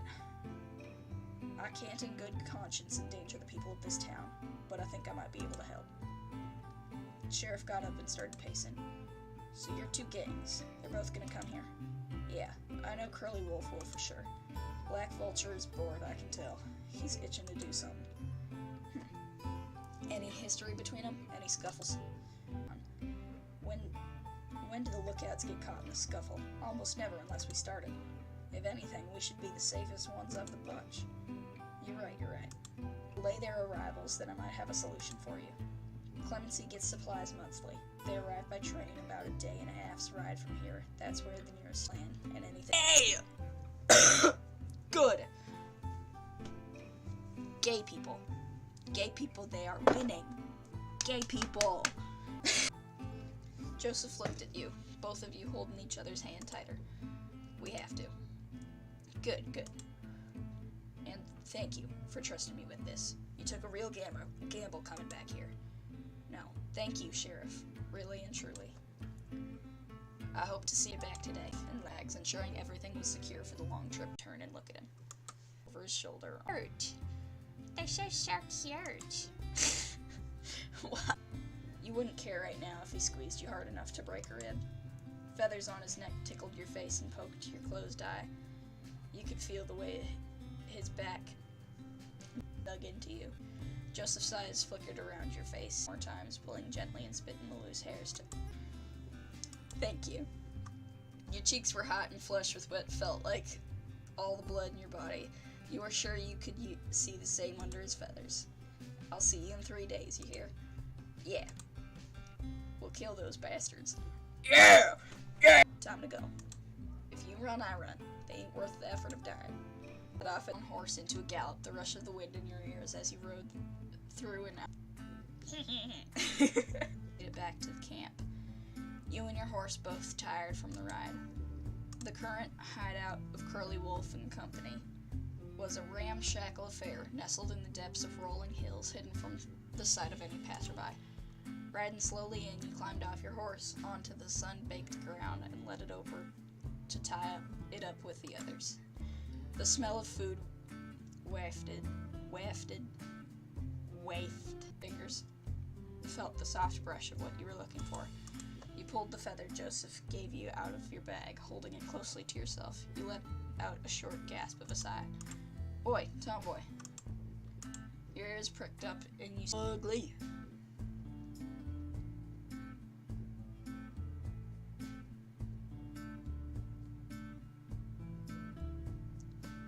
I can see why they'd want to kill him.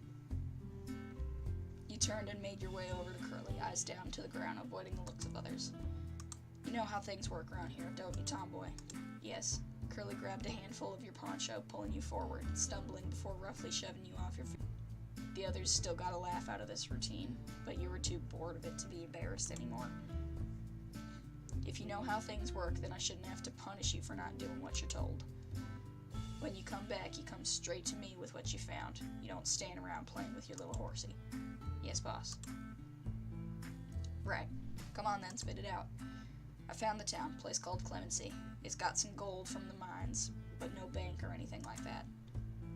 What would you say now? If Curly knew Sheriff was the only person there who even resembles a lawman, he'd just go barging right in. This lie was crucial. He couldn't catch you out. Place looked armed to the teeth. Even so, all the townsfolk had some way of defending themselves. No gun laws like other places. Well, shit. Was hoping it'd be a breeze. We need an easy win right now.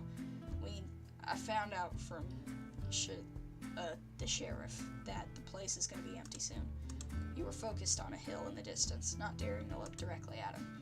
Still on the edge of your vision, you could see Curly's eyes narrowed, staring at your face, studying it. How come? Overheard that they retrieve supplies for the town every so often. The exact caravan drives in 3 days. The whole town is going to be going. It'll be empty and unguarded. The suspicion in Curly's eyes melted into a smugness, and a grin split his face from ear to ear. Hot damn, now that is an easy win. Meow. Yeah. What was the meow for? Meow. What? Hold on. What's up? What's up, little bit? Meow meow. Really? Meow. You heading out for food? Meow meow meow.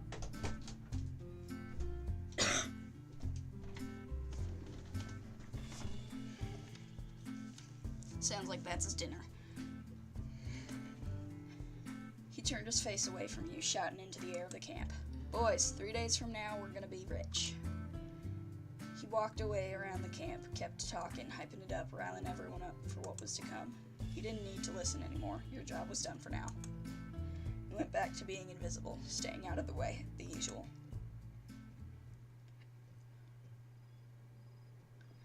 That night, the hills were full of the sound of howling, cheering, drunken songs as the Curly Wolf gang prematurely celebrated their victory.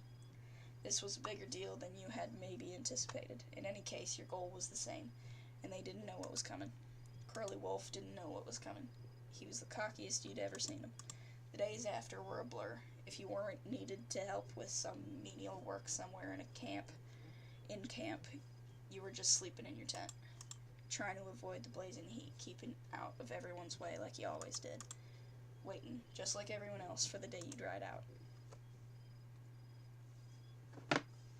Hold on, my mother is texting me.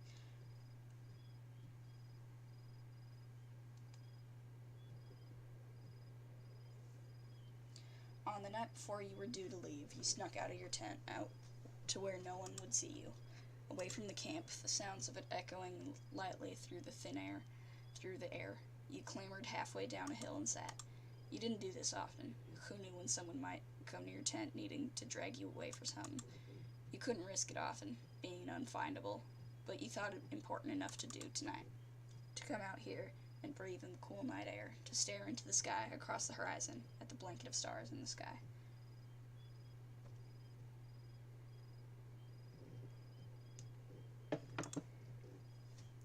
Trying to pinpoint constellations you were told about when you were much younger. You wondered if Joseph knew any. You didn't think about it at the time. The feather was in your pocket still, the safest place you could think to keep it. At night, when the lights were out and the tent was filled with the sound of someone snoring, you'd hold it in your hand, flicking through it with the claw of your thumb, feeling the smoothness against your fingers, just for a bit, before you put it back. It helped you get to sleep. Again, now, while you were alone and sitting under the stars, you pulled it out of your pocket, fiddling with it in your hand, feeling it tickle the pads of your palm. Your mind wanted to wander, to think about about important things, to think about all the ways tomorrow could go wrong, to think about what might happen to you both. You didn't let it. The feather helped too. For once, you just let yourself be calm. You'll see him tomorrow. Until then, worrying would do you no good. You imagined that was the kind of thing he'd say to you if he were here, sitting next to you. The imagined weight of his head on your shoulder, the thought of his warmth sidled up next to you, all the things you wouldn't feel again if you lost him. You'll see him tomorrow. This is good. This is really good. Long, but good. It's the morning.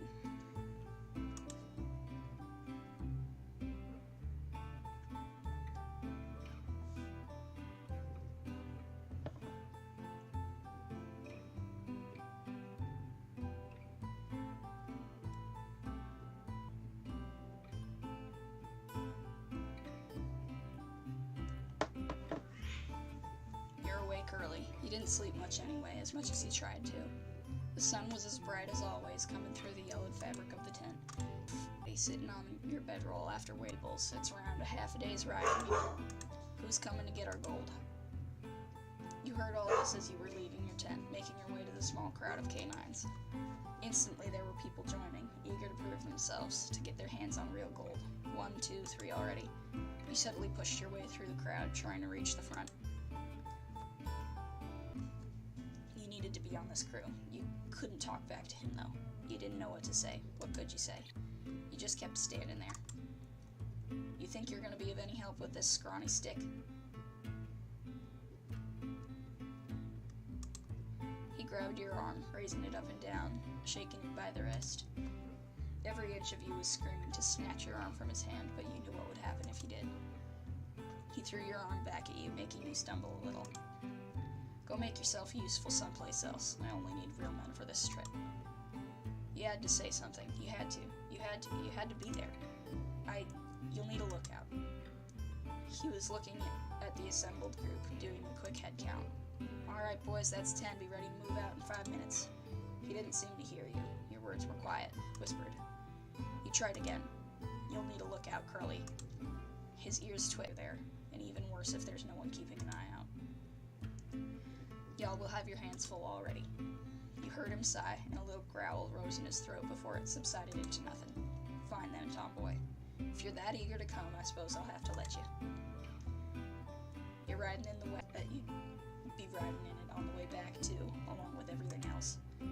Boxes and sacks and supplies and whatnot, all bumping about, hoping none of them fall over and hit you.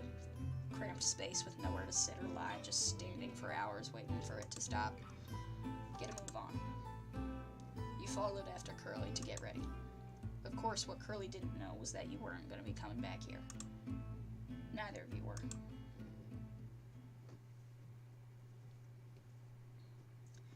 From where you sat, slumped in the corner of the wagon, the wind whistled through the gaps in the canvas next to your head.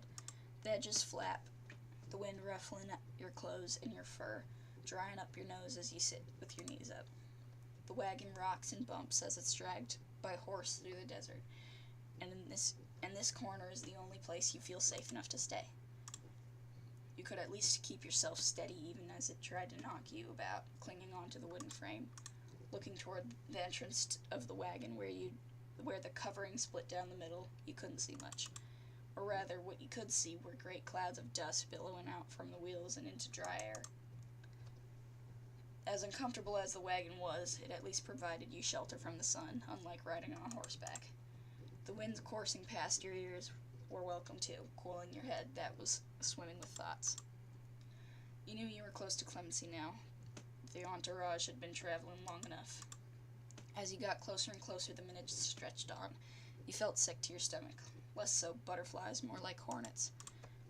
This was going to be it. This was what you'd been waiting for. Not just for days, but years, really. A chance like this. All the anxieties and concerns you pushed down last night were rushing back up like geysers. What if Joseph wasn't there? What if his gang wasn't there? What if you reached Clemency and Curly realizes you were lying? What if you couldn't kill them both? Or they demolished the town and Sheriff came back to find nothing left? To find you'd broken your promise? What if you were killed, quickly or slowly? You'd seen Curly kill traitors before. The simple fear of dying took hold of your heart. The chill of the Reaper's shadow.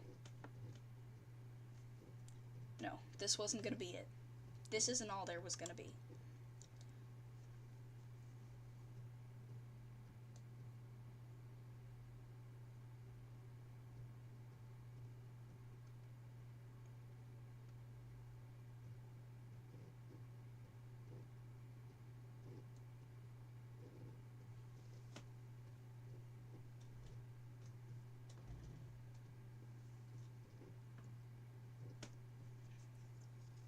You'd see him again soon. You'd do what you had to, together.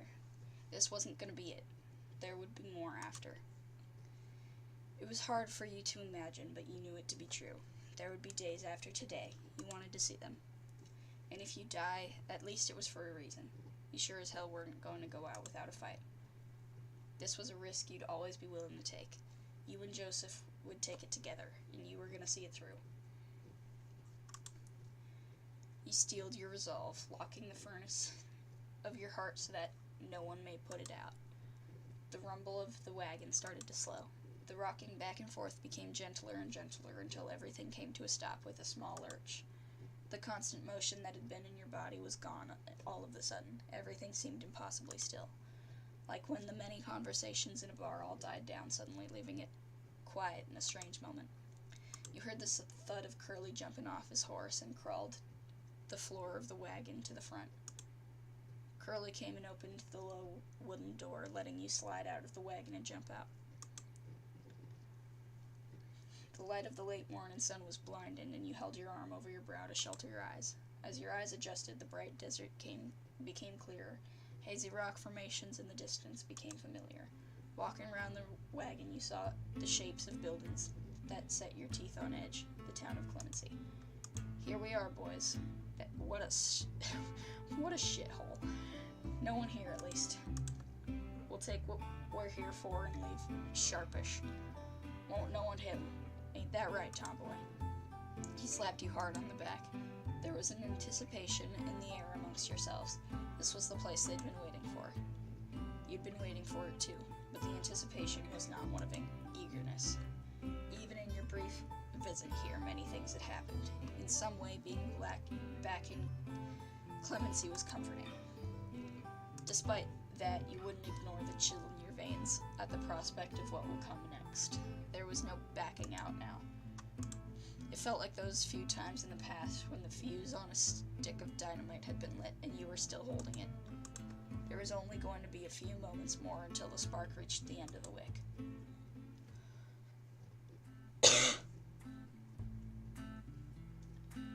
Curly started walking into the town and you followed suit with everyone else staying close behind him. Clemency was dead quiet, not a soul in sight, just like Sheriff said it'd be. He studied the town as he walked down the main street, peering through windows, drawing up plans in his head. Every building you walked past filled you with a little more fear. You were still waiting for something to happen, for anyone else to appear. Soon enough, Curly would want to get started for real and ask you where the gold was supposed to be. Then, at the end of the street, you saw what you were waiting for, who you were waiting for. A hazy, clumped group of guys making their way up onto the main street from the other side of town. As they got closer, it became clearer. The figure of a tall and slender bird with many others in tow straggling behind him, much like you behind Curly. Curly stopped as he spotted the group too, staring them down.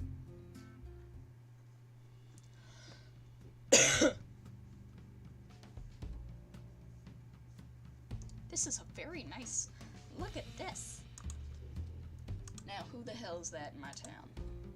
He started walking again, with purpose and menace, as they quickened their pace in turn towards you. You felt your heart beating in your chest now, reaching up to your throat, blood rushing, adrenaline starting to build in you. They were really here, and you could see Curly wasn't happy about it. Both sides slowed as they came closer to each other, coming to a stop halfway down the street, a few dozen paces between them. Not too close, not too far. You saw Black Vulture much more clearly now, and he was looking with intrigue at Curly. You looked past him, though, desperately searching the small crowd of people following in his wake until you saw the one you'd been waiting for. Joseph, stony-faced and stern, blending in with his compatriots. It was almost funny to compare the laid-back and jovial man you'd gotten to know. After a few moments longer of staring each other down, Black Vulture spoke. Well, well, is that who I think it is? The infamous Curly Wolf? What's it to you, and what are you doing in my town? Well, I'd imagine we're both here for much the same reason. I've heard tales of your exploits. Can't say the same. Who are you? I'm Black Vulture, gentleman outlaw that doesn't ring a bell. The feathers of Black's neck clearly ruffled at Curly's rebuttal, but he waved it off. More fool you, I say. You're here for the gold, then. Yes, and how strange that we might run into each other like this. I'm willing to bet you're not a Sharon man. Like I said, this is Curly Wolf property now, so you best go on and fly away. No, I don't think we will be, Curly. I think it would be a shame for so much gold to be wasted on scum like you. Should keep that high-faultin' beak of yours shut unless you want a barrel of a gun inside it. Let us see then, Curly Wolf. To the victor go the spoils, and I intend to spill that tiny brain of yours across the dirt. Fine by me. Don't need much of brain to shoot you. Valid. This wasn't how you'd wanted things to go. You and Joseph were still in the thick of it, facing each other. You thought you'd be out of the fight. The air was still. Hands came to hover over guns, every pair of eyes trained on the opposing side, waiting. In a standoff like this, it was a test of the boss's mettle, their mental fortitude, how long anyone would last before pulling the trigger. Trying to psych each other out, being the first to take the shot wasn't always the best call, but having to react to that first shot could be worse. It was a test of loyalty, too, for everyone following them. Your underlings couldn't step out of line or take the shot themselves. To break rank early would be a betrayal, but then bullets went flying. But when bullets went flying, it was unpredictable. Staying meant a risk to yourself. You knew Curly was a good shot. He had the upper hand here, but you were reminded of something Joseph told you. Black Vulture wasn't the shootist. He had someone else for that. He could brag, but he wasn't the real one. You thought about whether Curly should know.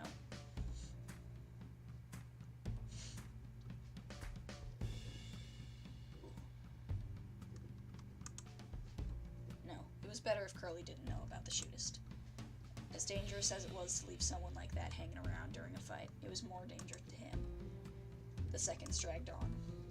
It felt as though your very breath may tip the scales, chest heavy from breathing the air of people who wanted to kill you. There was safety in numbers in the crowd. Even so, you found yourself, for the first time, thinking about running. Never before had you considered it. This time it was different, of course. There wasn't going to be a next time. Running would tip the scales for sure, but you couldn't know in whose favor. Play it safe with the gang, or run and let it all break loose. No, if you ran, you might make yourself a target. Better to stick with the gang till they scatter. Curly spoke up in a low voice, cast to those behind him. Watch and learn, boys. He flexed the wrist of his hand, holding it out before clutching his gun in his holster.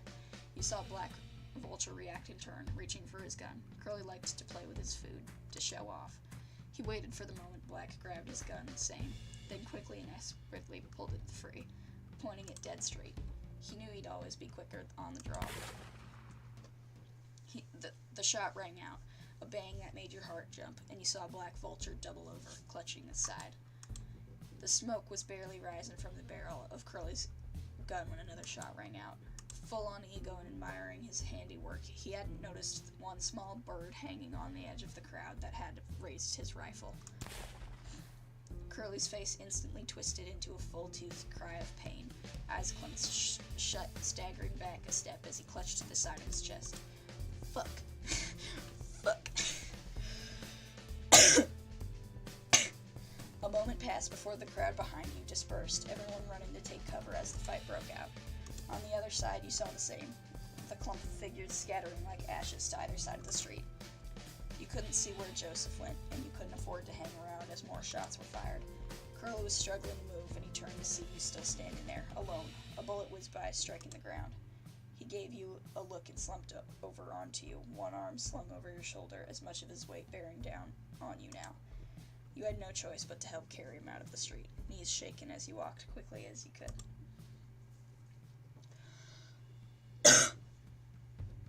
Your compatriots fired a volley of rounds down the street, providing you enough cover to drag your bleeding boss between two buildings.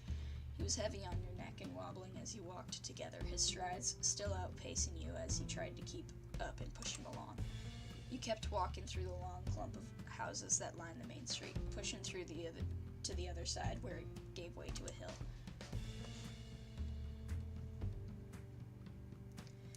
At a corner that led out of the shade, he rested against the wall, lightening the load off of you as he craned his neck to check if the way was safe.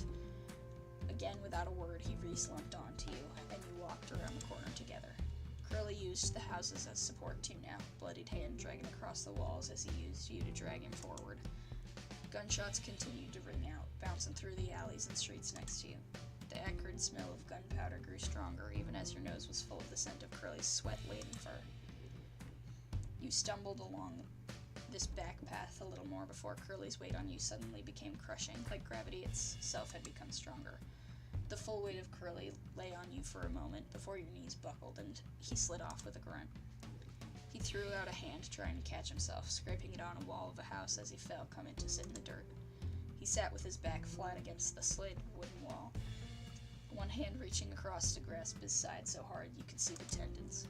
The other hand clutched his gun, fingered resting next to the trigger. He breathed slowly and heavily through gritted teeth, staring out over the edge, into the rest of town, across roofs, and into the desert. His ears twitched with the pop of guns around you, seeming to come from every direction. This was the best chance you were going to get, you thought. He was so vulnerable looking. Some part of your mind, though, said you couldn't. You can't kill him. Something will go wrong. He's a hurt and cornered animal right now. Staring real hard at me there, tomboy. Worried I'm gonna croak on you? Don't. I'm not going anywhere.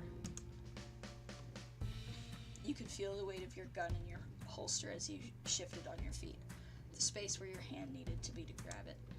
Curly fidgeted about like it was impossible for him to get comfortable where he was before giving up and sitting crooked. We'll hide out here for the time being. The boys will take care of things. You're not much good in a fight, but you're better protection than nothing. Some of Black Vulture's lot might come this way, so keep your eyes peeled. You gently unholstered your gun, letting it dangle on your fingers by the handle. You didn't want to stick around. You didn't know how the fight was going. You didn't know if Joseph was alright. You were just wasted. What in the fresh hell just happened?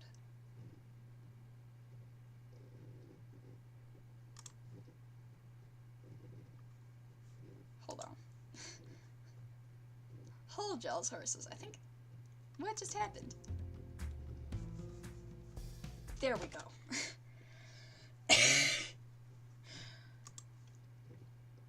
The game fully just crashed right there. Just shoot him. That's all you had to do. Just shoot him and be done with it. killed people before. He deserves it more than most. And still you can't bring yourself to do anything. Your ears prick up. You hear the sound of someone running this way, thudding fast against the dirt, and look up. You swing your gun up hastily, ready for whoever's coming your way. You don't see anything for a few moments until a bird comes running out, looking around frantically. It was Joseph, panting, holding his shotgun in both hands as he looks your way and his eyes land on you. They light up like the brightest fireworks. Ah, shit, there's one. The glint of Curly's gun shone in the corner of your eye as he moved, arm crossing his body, pointing upward. Joseph's eyes widened, pupils becoming pinpricks, trying to turn, trail, and run as he saw Curly take aim. It was all so quick it felt like an eternity as you yourself lifted your gun, aiming directly at Curly's hand as it steadied itself.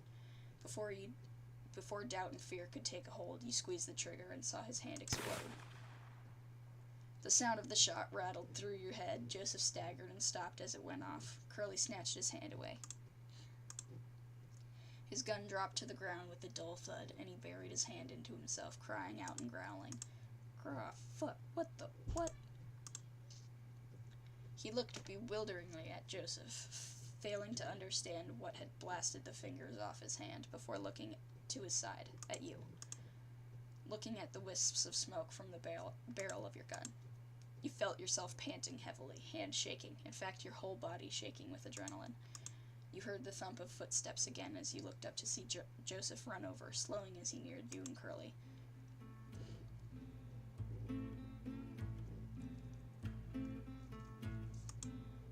The two met eyes, anger and disgust spilling onto Curly's face in equal amounts, while Joseph's became pitiful, you thought. So this is him, huh? The great Curly Wolf?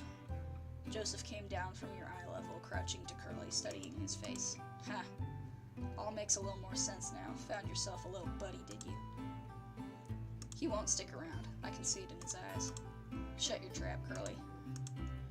Anger flitted across Curly's brow, but he wasn't stupid. He knew he wasn't getting out of this situation. He was as good as dead. You really are two peas in a pod. Traitors and cowards who just run from everything. His breaths were haggard, throat hoarse and harsh, holding on out of spite more than anything else. Whatever he told you, promised you, tomboy, it's not real. I know people like that when I see it. When things get tough, he'll leave. He'll run, like all the other times. Or will you run first? You might say that's not so, but I know you're a liar. Always have been. Should have known you'd betray me sooner or later. Saw it in your eyes all those times. Never liked you.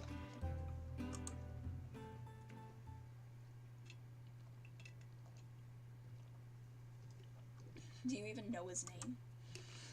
Joseph regarded Curly coolly, but his anger wasn't concealed by the sharp spite in his voice or the clench of his jaw.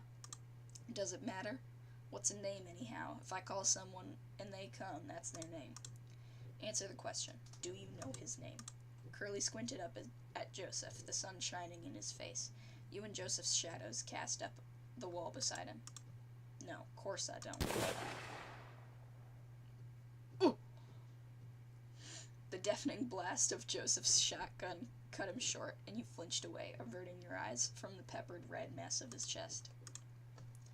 You followed the momentum of your flinch, turning around, gazing out across the hill and down into the town, breathing in and out.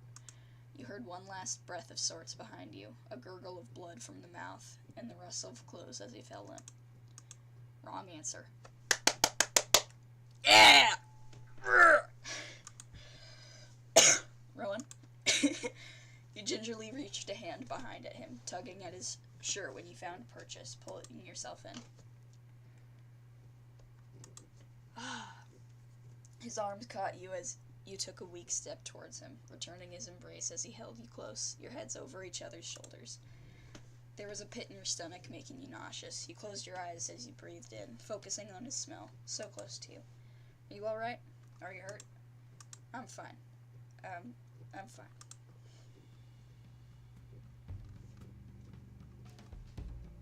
You pulled away from each other as you heard more gunshots. The fight was starting up again, no doubt caused by Joseph's shotgun. We need to get somewhere safe. Wait for this to blow over. Once they realize Curly's dead, the guys will probably hightail it out of here. Where's Black Vulture? Not sure. Lost him when the fight broke out. I was more concerned about finding you, really. Holstering your gun, you stooped down and picked up Curly's revolver from where it had fallen. You grabbed Joseph's hand and placed it on your shoulder to pull him with you, walking briskly, keeping on the way you've been going already. We can skirt around the edge of town and make our way to the saloon, safest place I can think of. Joseph nodded and followed you, trailing by his arm, your gun held firm and ready in your hand, cautious of every alley you passed.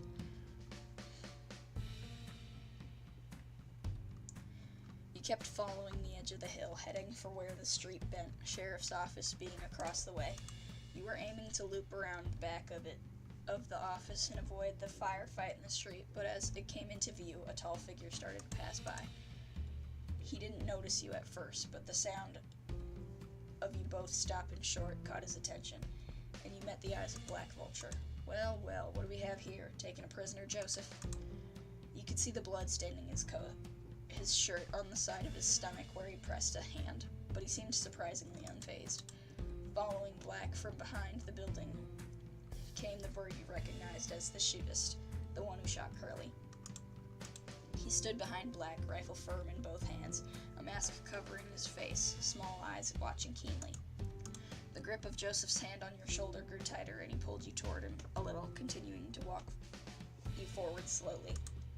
Yeah, thought he might be useful. Should have some knowledge about Curly Wolf's hideouts and whatnot. Black grunted, hunched over, but now standing taller, his crooked neck raising his head above you. Always so quick on your feet, Joseph. It's good thinking. I'm just curious as to why you're not holding him to gunpoint. He took a few steps closer to you both, or indeed why I had to take a bullet for your actions. My actions? You ran, you slimy, traitorous coward.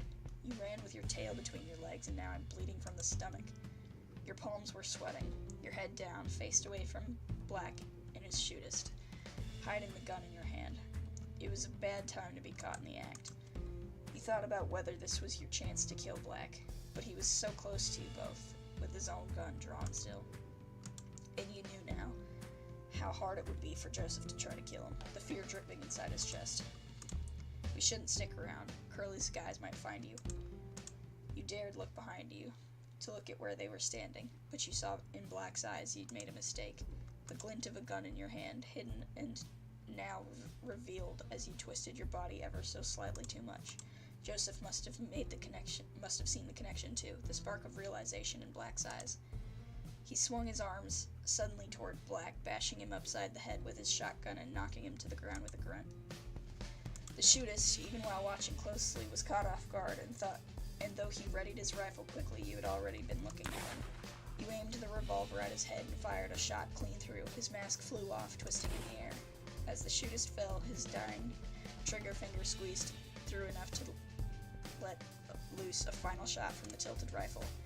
You heard the telltale wet thud of a bullet, some of the weight off, but still limping as fast as he could with the pain. You abandoned your plan to go around town and ran down the nearest alley toward the main street and toward the fight.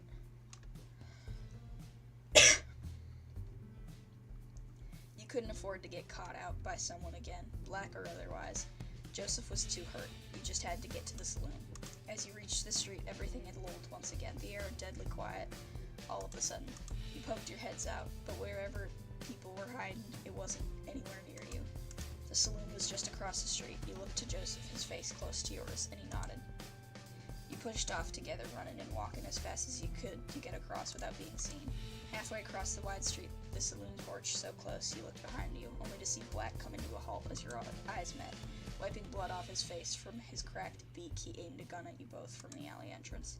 Your heart skips a beat, and you crash to the ground, pulling Joseph with you, hoping you might dodge the bullet. A shot rings out, but it didn't come from behind you. In fact, you quickly look toward Black to see him ducking down. His hat was knocked off by the unknown shot, and he grabbed it before scuttling back, hiding further in the alley. The shot spooked.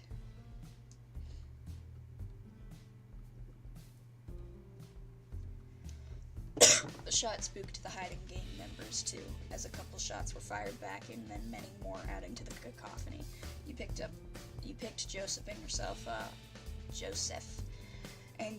off the dusty ground, seeing down the street that many were shooting up at some attackers on the roofs.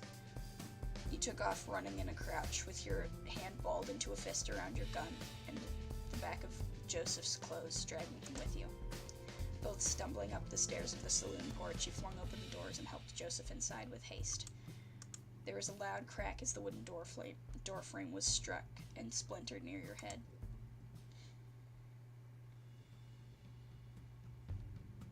As you turn and slam the doors shut, you see Black pull away from aiming at you, now having to reload. With the doors shut, your eyes adjusted to the dimly lit interior, the sun not quite shining in the same as you were last here. Joseph stood with his injured leg slightly off the floor, leaning on a table with one hand. You go over to him and unholster your gun, handing it to him by the barrel, handle pointed upward. You take it. You need something better than that shotgun. I have it for a reason, Rowan. I'm a real terrible shot, more likely to hit you than who I'm aiming at. Then take it for good luck. I've had it for a long time and it's always done me well. He gave you a hesitant look. Look still. You both knew time was of the essence and didn't want to put you in danger. You trusted him. You knew this wasn't dangerous. 2 revolvers isn't much good to me. Just take it and hide. Black's still coming after us. Joseph took the pistol from you and slid his shotgun across the floor to the end of the bar, limping over to hide behind it. You ducked down yourself and scuttled over to the nearest window, listening to the shootout happening outside. You needed to know where Black Vulture was. You pulled up and peeked over the windowsill. As soon as you pulled your head far enough up, your eyes landed on the distant figure of Black, rifle aimed directly at you. You immediately snapped away from the window and pressed yourself against the wall, holding still as one louder shot echoed in the street. The window next to your head broke with a shrill twang, the panes falling on the sill and shattering either side, the floor covered in glass. You felt a sharp pain pierce your ear and reached up for a moment to feel the tip missing, your fingers slick with blood as you brought him down. The side of your face started to feel wet. You could feel your fur matting and sticking to itself inside your ear. He'd known where you were. He almost got you. But you knew where he was now, and he'd probably try to move and throw you off. You reared your head up along with your gun, spotting Black sneaking away from where he was as he tried to avoid errant bullets. He saw you as you took aim through the window, but you weren't going to falter and let him get the jump on you again. You followed his movement with your hand, watching where he was going, and squeezed the trigger just ahead of him. The gunshot echoed through the saloon, and a single moment later, Black fell with a small spray of blood, kicking up dust as his legs splayed out. You stood up a little, still crouched, peering more clearly over the window to get a better look at him on the ground. He didn't seem to be breathing. You kept watching for any sign of life, any movements, but even as bullets from the fight hit the dirt and wood beside him, he didn't seem to stir. You gingerly kicked the broken glass under you aside, taking a deep breath. You slunk down and sat with your back to the wall, ears down, not wanting to attract any of the shooters still outside. The wary head of Joseph poked out from the end of the bar, looking at you, his eyes then flicking around the window. I got him. He's dead. Black's dead. We should just lie low for a bit. Joseph nodded, shuffling out from behind the bar a bit more. Made a bit of a mess of the saloon. Hope Bart won't be too mad about it. You hoped so too. You guessed Sheriff must have told people about what was happening, but you weren't sure. You'd help fix it up if you could. You sat there, waiting, listening still as the fight outside died down.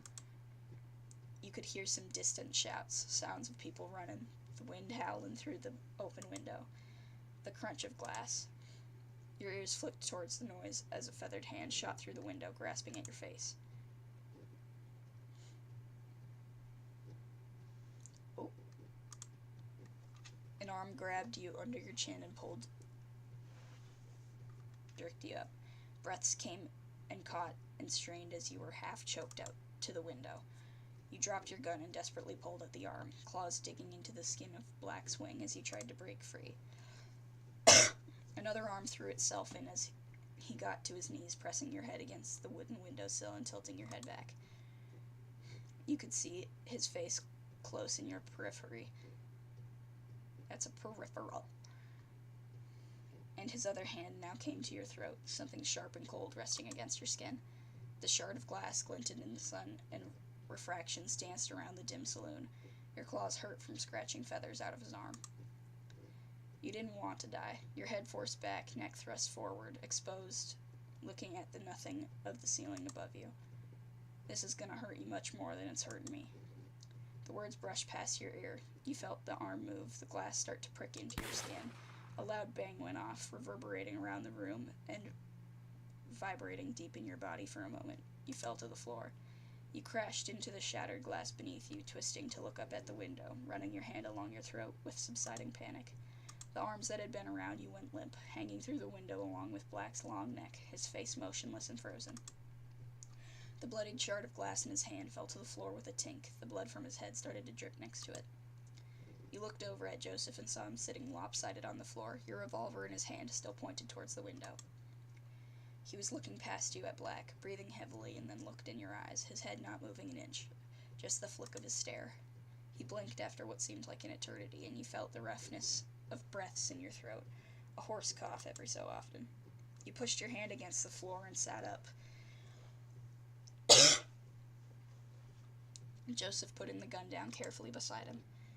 "I think we got him for real then." You gave a small, nervous chuckle as did he. More gunshots started up outside, only less than before. You got on your knees, holstering the gun you'd dropped, and crawled carefully over the broken glass across the floor to Joseph. He took a gentle hold of your shorter arm, a warm squeeze. "We might be in danger here if someone sees us, especially with old Big Beak there being a window ornament. Yeah, we could go in the storeroom for now, I suppose." He looked over the bar at the door to the store, the gentle curve of thinking on his brow before meeting your eyes again. "The saloon has rooms, don't it? I think that's what Bart said." "Yeah, it must be upstairs." "Should we go up? Would be a darn lot safer and comfier than down here." You thought about it for a moment. Your only worry was whether you might get blood on something for when Bartholomew came back. Though considering the state of the saloon already, you thought, what the hell? You'll deal with it later. Together. "Yeah, let's." You stood up and helped Joseph, handing one arm around each other towards the furthest room. Twisting the handle, you opened the door with some haste, shuffling inside together. You turned and closed the door as quietly as you could, still bumping against the frame, the handle creaking as it turned beneath your hand. You waited there, facing the door, giving yourself a moment, breathing slowly, feeling the metal in your palm, gripping it tightly. With the door closed, the peppering of gunshots from outside was much softer. You could imagine them as raindrops against the window. Nice room. You let go and turned to look around the room. You agreed. It was nice. It was bright, the sunlight skimming in through the window, curtains open, fading onto the pillows, a clean bed, a side table, a dresser. You wandered over to the bed, reaching out to touch, but thinking better of it when feeling the blood sticking between your fingers. A large rug laid on the floor next to the bed, so instead you lower yourself down to sit on it, leaning back to rest against the bed. You rested your head against it too, at least feeling the softness of the sheets brushing your fur, meeting the curve of your neck. Joseph still stood where he was, looking into the middle distance. After a few moments, his glassy stare turned down to you, coming back to life. What do we do now? We wait. Wait for the fight to die out. Once they realize who's died, they should leave. Hopefully we won't be looked for. Right. We shuffled over to the bed. He shuffled over to the bed and leaned down, groaning as he hit the rug, sitting against the bed as you did now. Sit here and hope for the best. As good a plan as we've had so far. His hurt legs stretched out against the floor as he massaged the muscle gently, bringing the other closer and out of the way. Legs killing me. Well, not really, thank God. The bleeding looked like it had stopped, thankfully, but still needed tending to before it got worse. Your ears flicked as you turned your head. You felt the still air stinging against the exposed tip of your ear. You reached up for a moment, feeling it, fingers running past the matted, sticky fur. The bleeding had stopped there, too. You can get patched up when all the townsfolk come back, I hope. Yeah, I'll be fine, don't you worry. You tried not to worry, settling yourself down, trying to reset. Rest. Am I dyslexic? Am I dyslexic? Whatever. You stare at... How are you supposed to feel when Curly's sitting behind a house, limp-bodied, baking in the sun? How are you supposed to feel with Black draped over a window, lifelessly hanging in the shade of a porch? You couldn't shake the feeling of the glass pressed against your neck through your fur, cold against your skin. Like it was still there. Like if you moved in a second, you'd find yourself gasping on the ground, drowning, grasping at your throat. You were brought back from your thoughts as your ears drew your eyes away from the wall, down to your side, down to where Joseph's hand fidgeted, tapping against the floor. The softness of the patters against the rug, an unheard rhythm from within him. His breathing caught your eye too, the noticeable rise and fall of his chest, the long exhales through his nose. Your eyes continued up to his sullen face, the feathers of his head suddenly shaking, nerves bubbling to the surface. You looked back down at his hand and found yourself reaching out to take hold. Joseph jolted as he touched him, his hand almost reflexively jerking out of yours. As he came back to the world, he looked down. He relaxed his arm when he saw, squeezing you a little, and letting you steal his hand away into your lap. It was trembling as you stroked your thumb over the feathers, squeezing his hand back firmly. Your hands moved around each other, grappling and dancing, exploring each other's fingers and palms. A distraction of each other's fur and feathers, just the two of you. Joseph's arm being pulled away from him started to make him lean, his body subtly shifting inch by inch closer to you. He started to tilt, and his head tilted too, laying on your shoulder with a comforting heft of weight. You laid your head on his, feather ends tickling you through your fur. He untwisted his arm into a comfier position, keeping it near. You took a hold again, holding the back of his hand, digging your fingers in between his, intertwining. Now you were both still, only the small movements of getting comfortable to disturb you, hands fidgeting together. We're alive, huh? Did we really do that?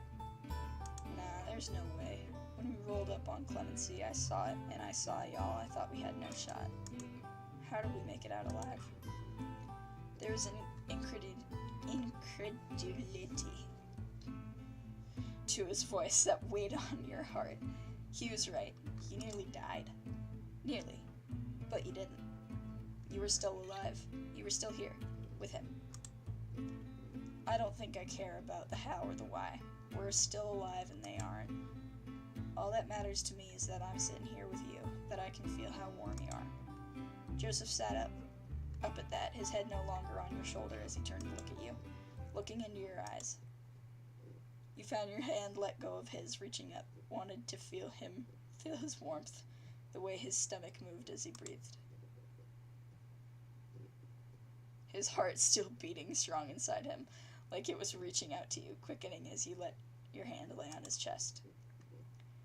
You felt your own heartbeat thrumming louder now, like you had just minutes ago.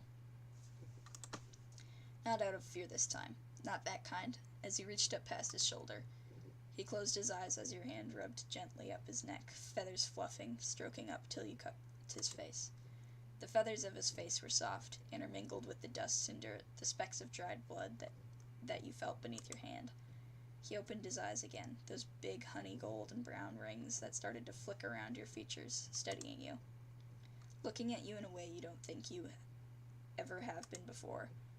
He cleared his throat a little, dry and unsure of his words, but wanting to say them all the same. You know, did I ever tell you how handsome you are? Yay! Awkward tension! You couldn't help your little snort as you laughed, turning your face away, giggling over the nervous trip of his words. No, I don't think you did. Aw, come on, Rowan. Looking back at him, it felt like your faces were closer. Your laughter subsided, cheeks starting to warm as the sweetness of his words trickled into your thoughts like honey. You found yourself leaning in, slowly, as did he, your eyes glancing at each other's mouths.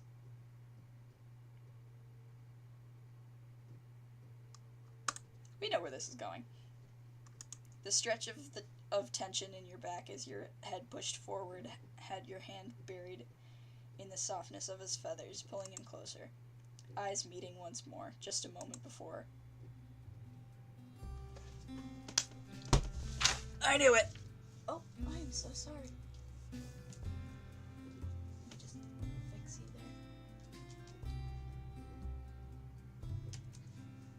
there. Your faces met. You press your lips to the end of his beak, his hot breath on your lips. You held the kiss there, holding your lips to his, unsure if this was what you were supposed to do. You'd never kissed anyone like this before. You hadn't met anyone like Joseph before either. You just want to be close with him like this. Your heart was beating hard in your chest, your cheeks flushed and hot. You heard what sounded like sweeping, realizing it was a big, gracious smile spread across Joseph's face. You matched it with a more sheepish one, embarrassed still despite everything. Guessing you never kissed someone with a beak before? No. No, I haven't. Or anyone without one, for that matter. Well, if that really was your first time, I got nothing to complain about. I'd just say it was a very mammal kiss. Oh, really now? Do educate me. You have a lot of lip to it. Birds can't do that so well, you see. We tend to kiss a little differently. Your face was warmed even more, your ears burning as he leaned in closer, talking softly. Let me show you. Heard the whispers of his breath warm on your face as the tip of his beak gently poked at your cheek. He preened and rubbed his beak through your fur, almost nibbling at you, feeling soft scrapes against your skin. Joseph's affections continued against your cheek, the feathers of his face close to your nose, smelling of sweat and tobacco. Sweat and tobacco. Awesome. He nuzzled through the fur of your face a few moments more, before rubbing his beak all along your snout as he dipped his head back. You opened your eyes again, bemused by Joseph's new kiss, to gaze upon his bashful face. From the blush of his cheeks and the unusual shyness he was trying to shrug off, you felt as if he'd been entrusted a secret. What do you make of that? I think I liked mine better, but I could get used to those too. He slipped an arm around your back, holding you closer as your heart fluttered at the thought of familiar kisses. I would be happy to oblige. His face beamed with a warm smile, and he leaned forward to rest his head atop yours. You reached your hand across him and grabbed his other hand, pulling it into his lap, keeping you all close a little as you heard something else, some subtle noise you wanted to ignore, focusing on the warmth of Joseph. The fight in the street seemed to be over. No longer could you hear the muffled shots, the pops or bangs or cracks that split in the air. What you could hear now were the rhythmic thuds, distant and soft but growing louder by the second. It was footsteps, first at the stairs, but now coming along the landing, coming closer. You sat up sharply, knocking Joseph in the chin a little as you heard one of the doors open and then close. Whoever it was checking the rooms. Joseph sat up as he took note of the noises as well, realizing the same as you. Someone was looking for you, or at least someone was looking for stragglers. Your hand snapped to your gun and pulled it from the holster, aiming it square at the door. You heard more doors open and close. Whoever it was would be here in just a few seconds. The footsteps grew that little bit louder, and you found something familiar within them. There were 4 footsteps, 2 people, but there was another offbeat thump there, out of pace, a 5th footstep. As the hunters came to the door, you realized what it was, your hand coming down, pointing the gun away. Joseph whispered urgently, "What are you doing?" It wasn't another footstep he'd heard. It was the thump of a cane. The door swung open with 2 figures standing in the doorway. A moment of uncertainty had you pointing the gun back their way. You put it away again, as though, sure enough, you saw who you were expecting. It was Sheriff, along with a man unfamiliar to you, a lanky, serious-looking hare who leaned in, still holding the door handle. "Whoa, put that thing away there. We don't mean you no harm." Both of them had rifles slung over their shoulders, and Sheriff's worried face turned to one of relief when you met eyes. And there I was getting all twisted up, worrying about you two. I knew you'd be alright. "Sheriff, what are you doing here? I thought everyone was out of town." "Well, everyone except for us. Oh, I should introduce you. This is Matthew. He stayed behind to help me. I couldn't go with everyone else. I was worried about the town and you boys, so Matthew and I stayed here to help however we could. We were up on the roof shooting as a distraction. I hope it was of some help." "Wait, was that you? I thought you were supposed to be pacifists. Well, we didn't actually shoot anyone. We just shot Miram. Trying to tip the scales in your favor and give them something else to worry about. Looks like that made the saloon a bit of a target, though. Bartholomew's not going to be happy about this mess. I'm sorry. We'll do whatever we can to help. Matthew waved it off cheerily. Don't worry. My husband's a very forgiving man, but this saloon is like his baby. He'll want to know you're alright, but after that, he's just going to want to fix it up. So this was the husband? You didn't think your first meeting with him would be like this. Seems like you got banged up pretty bad, too. I don't know if we should have done more. No, what happened to everyone else? We told them to leave. Their bosses are dead, and we said more people would be back soon, too. None of them felt like sticking around. You're safe. Inside yourself, there was some deep sigh of relief you didn't realize you'd been holding on to. Like you hadn't breathed right for days. You nodded gratefully. Matthew came into the room and started tending to Joe. You're not sure if you knew back then, or when you realized that you'd carried the scars from that day for the rest of your lives. You and Joseph were put up in separate rooms at the saloon by Bartholomew, who insisted you stay so that Matthew could treat you both. The month you spent resting and recovering there was full of sleepless nights. Nightmares came often, some more vivid than others. You often woke in the early morning to find you and your bedsheets drenched in sweat. Some nights you were woken by Joseph shouting. Those nights you'd sit up in bed, waiting for him to come into your room and crawl in, lying with him until he fell asleep. Other nights where you felt shaken and sick by what you'd dreamt about, you'd wake him asking if you could sleep in his bed. Neither of you talked much otherwise. You kept yourselves in your rooms, resting, doctor's orders. You weren't sure of their benefits, but Matthew brought you medicines occasionally, often some concoction involving whiskey. He joked about the perks of having a bartender for a spouse. The taste was just as much work as being up and about at the camp. It sometimes felt like resting was the last thing you were doing. As days rolled by, there did come the point where you'd been waiting for, where you both were feeling fit enough to get up and do something. You still kept to the saloon, only seeing a handful of familiar faces at odd times. The saloon was already clean and mostly fixed up by the time you were recovered enough to lend a hand.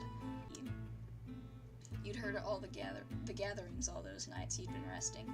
Attendance waxed and waned, but every night the saloon was bustling and merry, full of people enjoying each other's company, singing songs, telling stories. The idea of being in the midst of that crowd put ice in your stomach.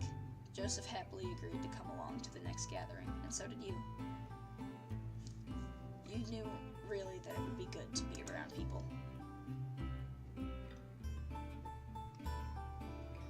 Now here you were, standing in front of the window in your room, looking out past the vague reflection of your face in the glass. Night had fallen, lights in the houses down the street snuffed by one as people left for the saloon, the downstairs filling with the town.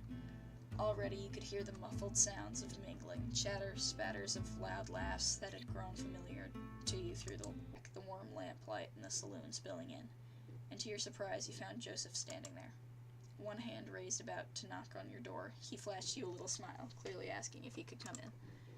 You opened it just enough to let him in before closing it, leaning with your shoulder to the door as he stood close to you. Hey. Hi. Your greetings practically stumbled, cared for you. Joseph was there too. It would be fine. I'm not ready either, if it helps. I figure if we dilly-dally about it, though, we'll never be ready. Yeah, you're right. You sighed and Joseph patted you on the shoulder, a little reassurance to get you going. All right, let's go have a good time. That's the spirit. Joseph followed close behind you as you opened the door wide and stepped out, eyes adjusting from the darkness of your room. Ooh, you can hear the chattering. He closed the door as you left, and you walked down the landing together, down the stairs, looking out over the disparate crowds. Clemency was a small town, but with so many packed into here, it felt like even the busiest of bars you'd glanced inside of before. As you neared the bottom of the stairs, you heard a voice call out, "Rowan, Joseph, over here." You looked over at the bar and saw Bartholomew waving at you. his arms stuck up high to catch you over the taller patrons milling past. It wasn't just him either. Standing at the bar were other familiar faces you were happy to see, namely Jacob and Sheriff. You took Joseph's hand and walked through with him, excusing your way past people to the bar.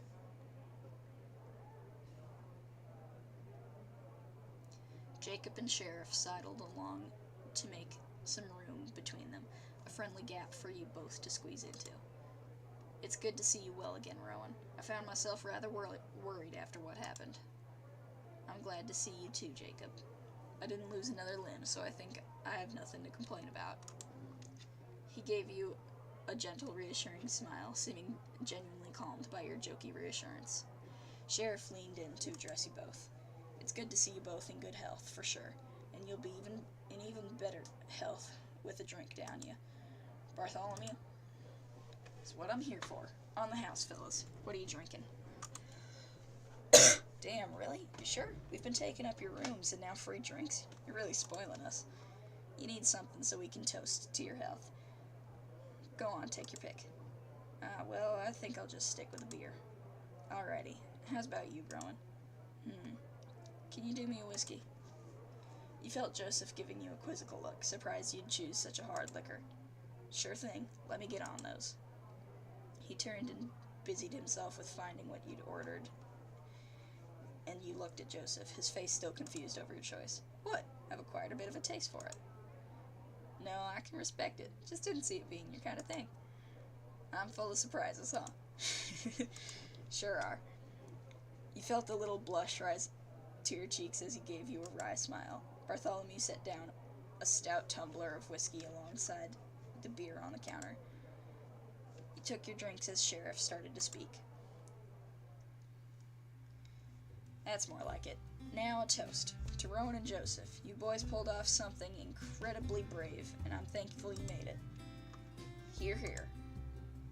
You went around clinking glasses with Jacob, Joseph, Sheriff, and Bartholomew before taking a sip of your whiskey.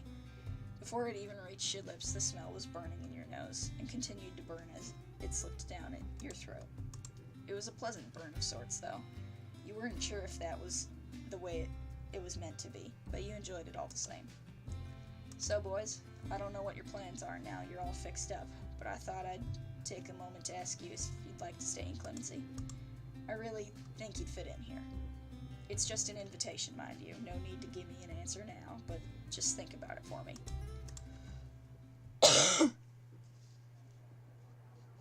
You and Joseph glanced eyes for a moment, both humbled and blindsided, unsure what to say. Why did the question leave you gripping your glass, fidgeting your thumb over the rim? Wasn't this something you wanted? Thank you, Sheriff. That's a very kind offer. We'll have to sleep on it, I think. Not a problem. Just a suggestion, really. Don't mind me none. Truth be told, I can't say we have much in the way of plans as of now. No, I haven't. We've not really thought about what to do next. That was the honest truth. All you'd focused on was getting away from Curly. Out from under his shadow.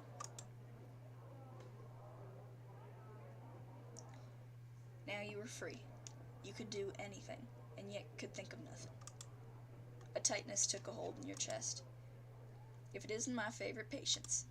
Matthew came wandering over to the bar and greeted you both with a beaming smile. Great to see you up and at it. All thanks to you, Doc.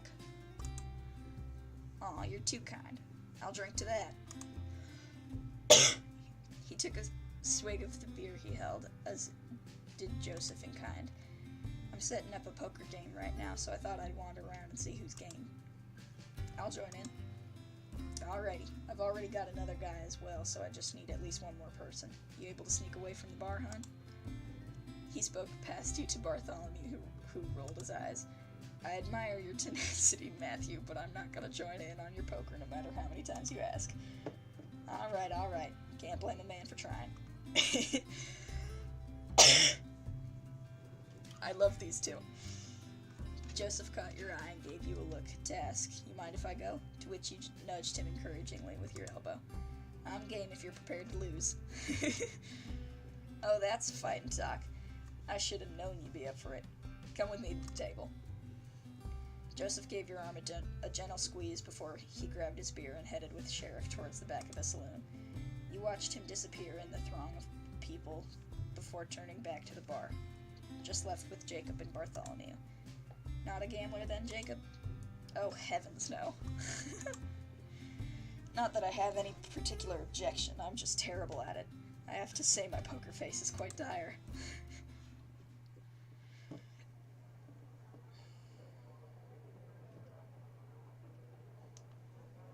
You chuckled at that, certainly seeing how it could be the case. Your eyes turned down to your drink, small talk dying away, staring into the clear liquid that streaked the glass as you rolled it around in your hand. Were you a whiskey drinker now? You couldn't have foreseen that a month ago. Nor could you have foreseen before that you'd met Joseph, that you'd end up here, having left the gang, Curly gone. Thinking back on it, it felt like you were always going to be under Curly's thumb. What else was there for you? What was going to be your life until the tides of fate swept you elsewhere? You didn't think you'd ever have a chance like this.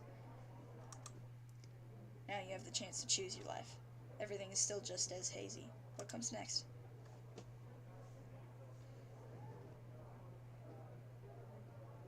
Hold on.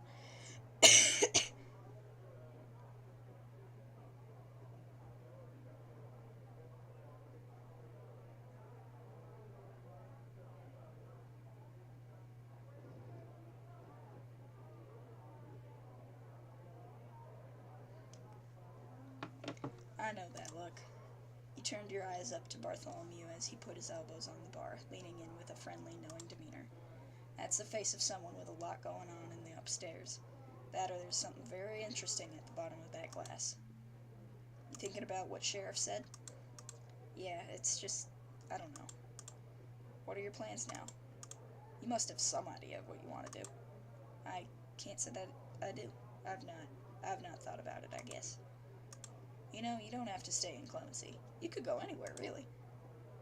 Oh yes, I would say I agree. Traveling is an incredible way to learn, and to discover what kind of man you are. What kind of man? Indeed. It is easy when young to think you know the world, think you know yourself well. That is what I thought before I went on my pilgrimage. The man who left Pennsylvania all those years ago is not the same man who arrived in Clemency. In fact, the man who arrived in Clemency and the man sitting at this bar now are not the same either. Convening with your fellow people gives a great deal of clarity and substance to your character. I think I see what you mean. You knew what I meant, of course. You'd run with Curly for years now. Who you were when you left home and who you are now are strangers to each other. You weren't sure if that person years ago you met you now, that you'd be someone you wanted to know. It's not just yourself either. You can learn a lot about someone else from traveling with them. Me and Matthew learned so much about each other on the trail, both the good and the bad. I don't think you really know someone until you've had to share the same bed for weeks on end. It could be good for you and Joseph. Maybe. You could feel your cheeks turning red. Joseph had talked about riding east before, but that was more like running away at the time. What Bartholomew said stuck in your head. Do you even know Joseph? Do you really know him? You thought you did, but really you've only just met. You don't really know that much about each other.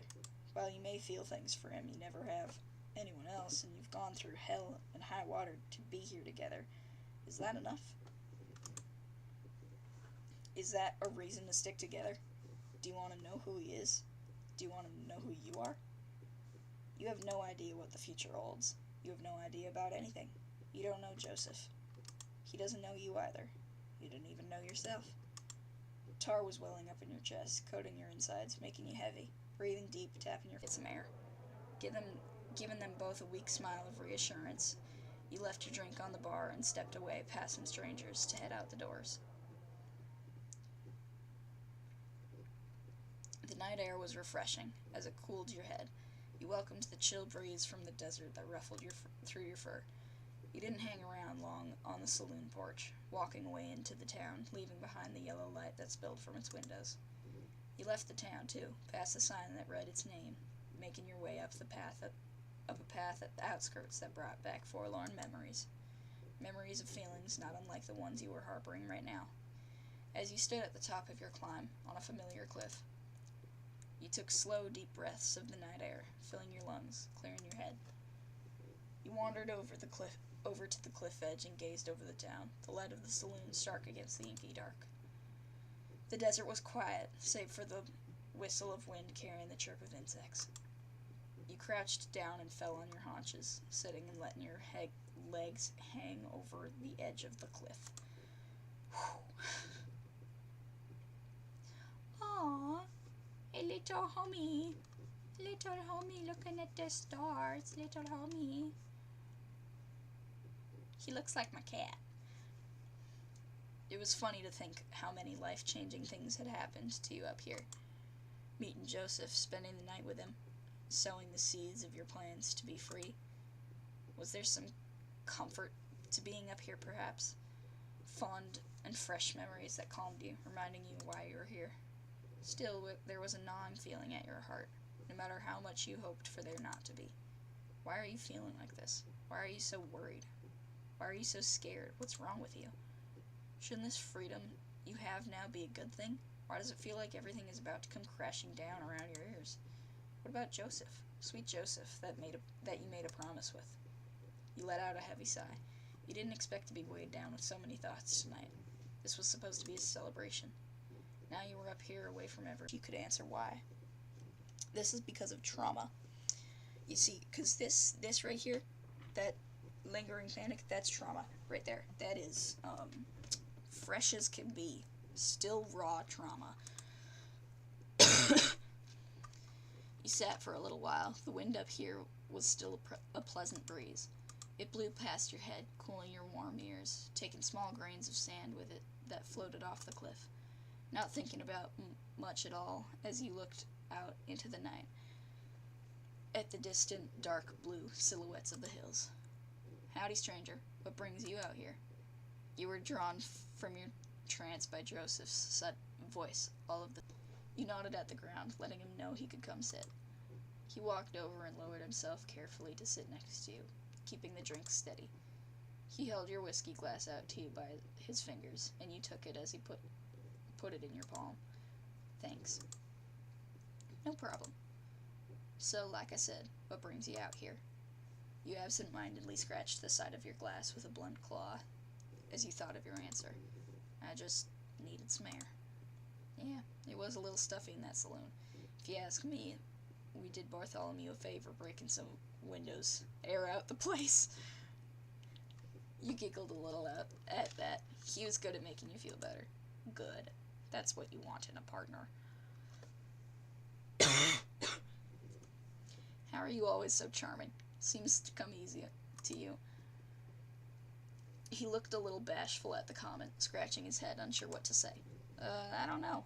I just picked it up over time, I guess. Helps get you out of fights and whatnot. Yeah, that makes sense. You feeling alright? Didn't say anything when you left. Sorry, I didn't want to bother you during your poker game. You thought about what you wanted to say, but so many things vied for your tongue, everything swelling up inside you.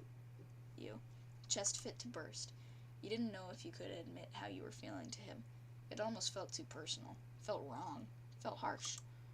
I feel strange. That's the simplest way I can put it.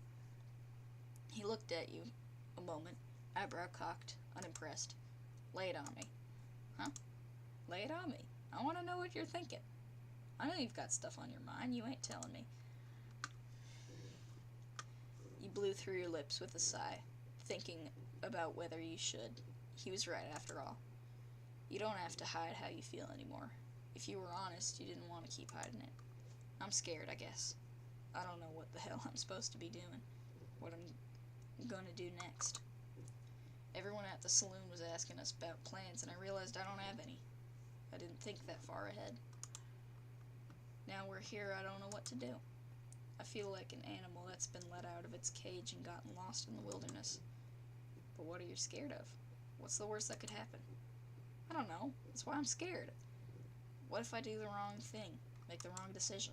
What if I decide to settle down in clemency like Sheriff said and I don't like it? Where would I go? I've had so much of my life wasted running with Curly. I don't want to lose more of it to bad decisions. I've made too many of those. I don't want to waste my life either. We can make those choices together now, though. We can turn over a new leaf. I know we could, but I'm worried about you, too. I was talking with Jacob. I don't know what I like. I don't know that I like the person I've become after Curly. I don't trust myself. You did what you needed to stay alive. You don't have to like it. You were growing frustrated with his rebuttals, like he wasn't listening to you. You twisted your body around, one leg up, facing him head on. I love you, and I'm scared of hurting you. I'm scared that the man who could hurt Curly is the same man that could hurt you. I'm scared that if we really knew each other, we wouldn't be here in the first place. The wind whistled in your ears. Joseph's face was still, eyes squinted a little, contemplating your words. A few moments passed before he opened his beak to speak. I love you too, and I'm not scared of you. I want to find out who you are, and I hope I have the courage to let you find out who I am. I'm scared as all hell too. I know what you mean. Now that I'm free of the gang, I don't know what to do with myself. All I know is I want to be with you.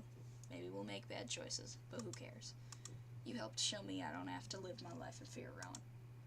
I think if we're scared, it means we have our heads screwed on right, but it doesn't have to stop us from living.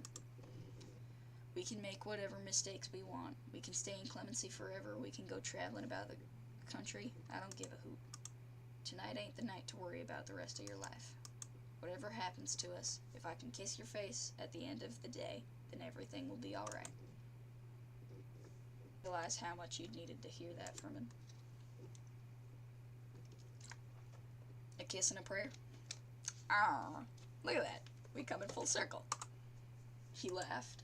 Yeah, on a kiss and a prayer. We'll be just fine. Story of our lives, huh? He leaned in and pecked you on the cheek, bringing a blush of warmth to them that even the night breeze could not cool. Seems pretty good to me. Now come on, let's get on back down there and have a good time. I think someone said they were going to dust off that old piano and play us all a tune. He made to stand up, but you reached out, placing your hand over his. Wait, is it alright if we just sit here a little longer? Then we can go down. It's a nice night is all. He smiled, eyes softly tilting to the sky, looking to the stars. Sure is. You want to stay here a spell? That's just fine by me. As he settled back down, he scooted over closer to you, shoulder to shoulder, and you tilted your head to rest on him. You slipped your hand into his, and he held yours tightly, squeezing back between your fingers. The night may be cold, but he was all the warmth you'd need. You've spent so long looking out for yourself, looking out for people who didn't care about you. Now you can look out for each other.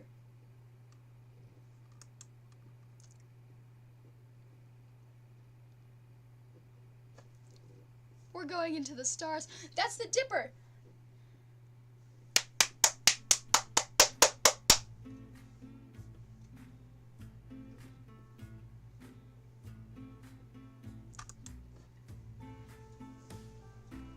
Oh my gosh. Look at that! That's the end. Programming and narrative by Paranoid Hawk. Art and character design by Cold Doggo. Music by Fake Gamer Comics. Look at that. I love this.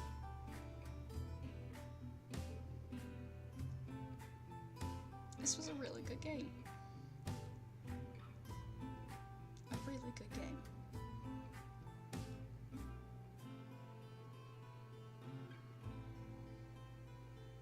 All our love to our friends and family and partners who supported us and made it possible for us to make this gay little game.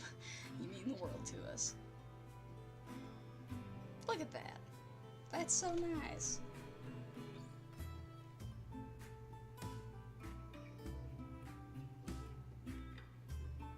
You see, something nice like this is what I think about when I start making games, which I actually, I am working. We love hearing from people about their time with the game.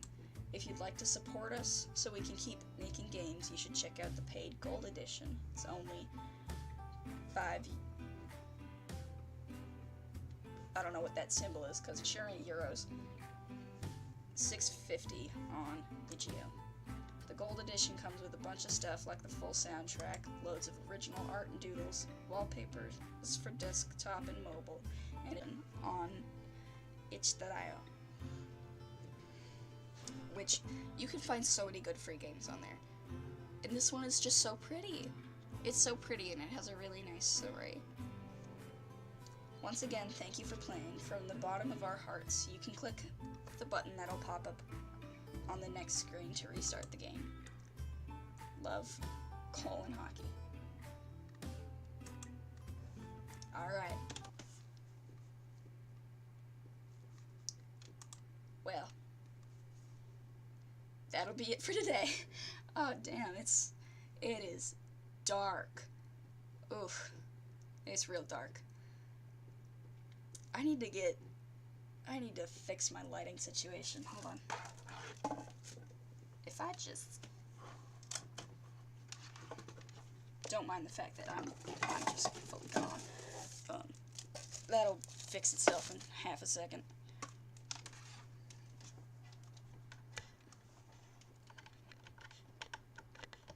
Oh shit, where's the... Oh.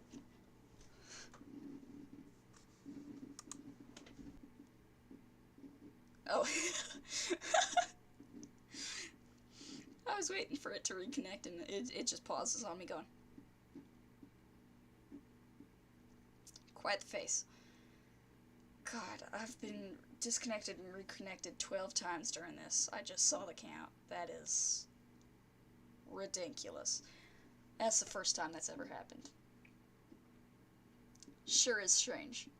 But I do hope it captured all of that, because that was truly a beautiful game and story. And the soundtrack was really nice too. I feel bad for all the deaf people that can't hear it. And I feel bad for the blind people that can't see it. That's okay. That's okay. Y'all get half the world.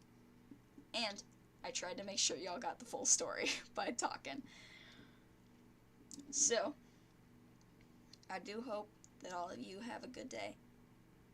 And I will see you next time.